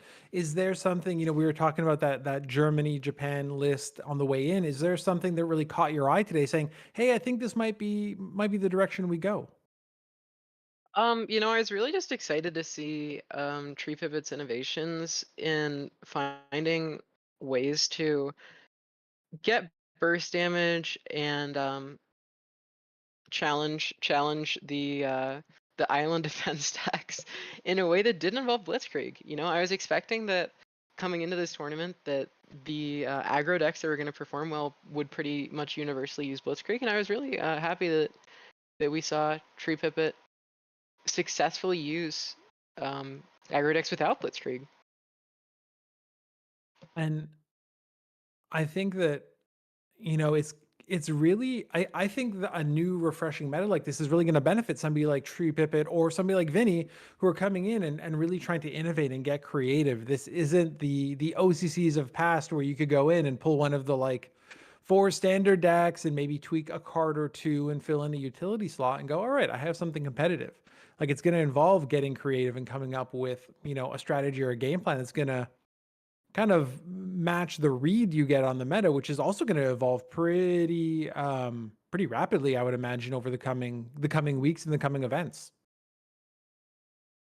While we let's go ahead and bring up the bracket. Let's get the final bracket out here because we do have updated calculations on who exactly is going to be competing at the OCC Ultimate. But let's wrap up today before we look too far forward. So there you got Vinny defeating Baron von Glower 3-0 to take home 250 USD and just a whole whack of OCC leader points. 25 to be exact. We got Baron finishing in second, going ahead and getting 18 points. Impressively enough, both of these players made it into this event through the qualifiers, so I don't think that has ever been done before. So huge shout out to Vinny and Baron for going ahead and doing that. Vinny actually undefeated today, defeating Tree Pipit 2-0 and Tang 2-0. Baron having a little bit more of a challenging path, going over J King and Top Chef. We do see J King defeating Tree Pipit in the bronze match to take home $100 and a couple more points, which will in turn go ahead and cement J King as our top player for the OCC Ultimate. So J King is going to be seated first in 2 weeks at the Ultimate. As he's in second, Vinny with this big win goes into third. Head hangs on to fourth. Tang's in fifth. No in five, in sixth. Ziyang in seventh, and number 8, Baron von Glower. So huge shout out to Baron for going ahead, making it to the finals of the July OCC, and in turn making it or getting his berth into the Ultimate in 2 weeks. So, I think all three of us have spoken just plenty today. So huge shout out to Vinny for doing a phenomenal job. Not only have we spoken a lot, but Starry, I don't think you've blinked once this entire time. So very, very nice job there. But honestly, Berto, Starry, phenomenal job. Thank you for carrying the brunt of that burden over the last few hours and for putting on a phenomenal show. And thank you all for tuning in and checking out this OCC Clash for July. Can't wait to show you the Ultimate coming up in just a couple of weeks.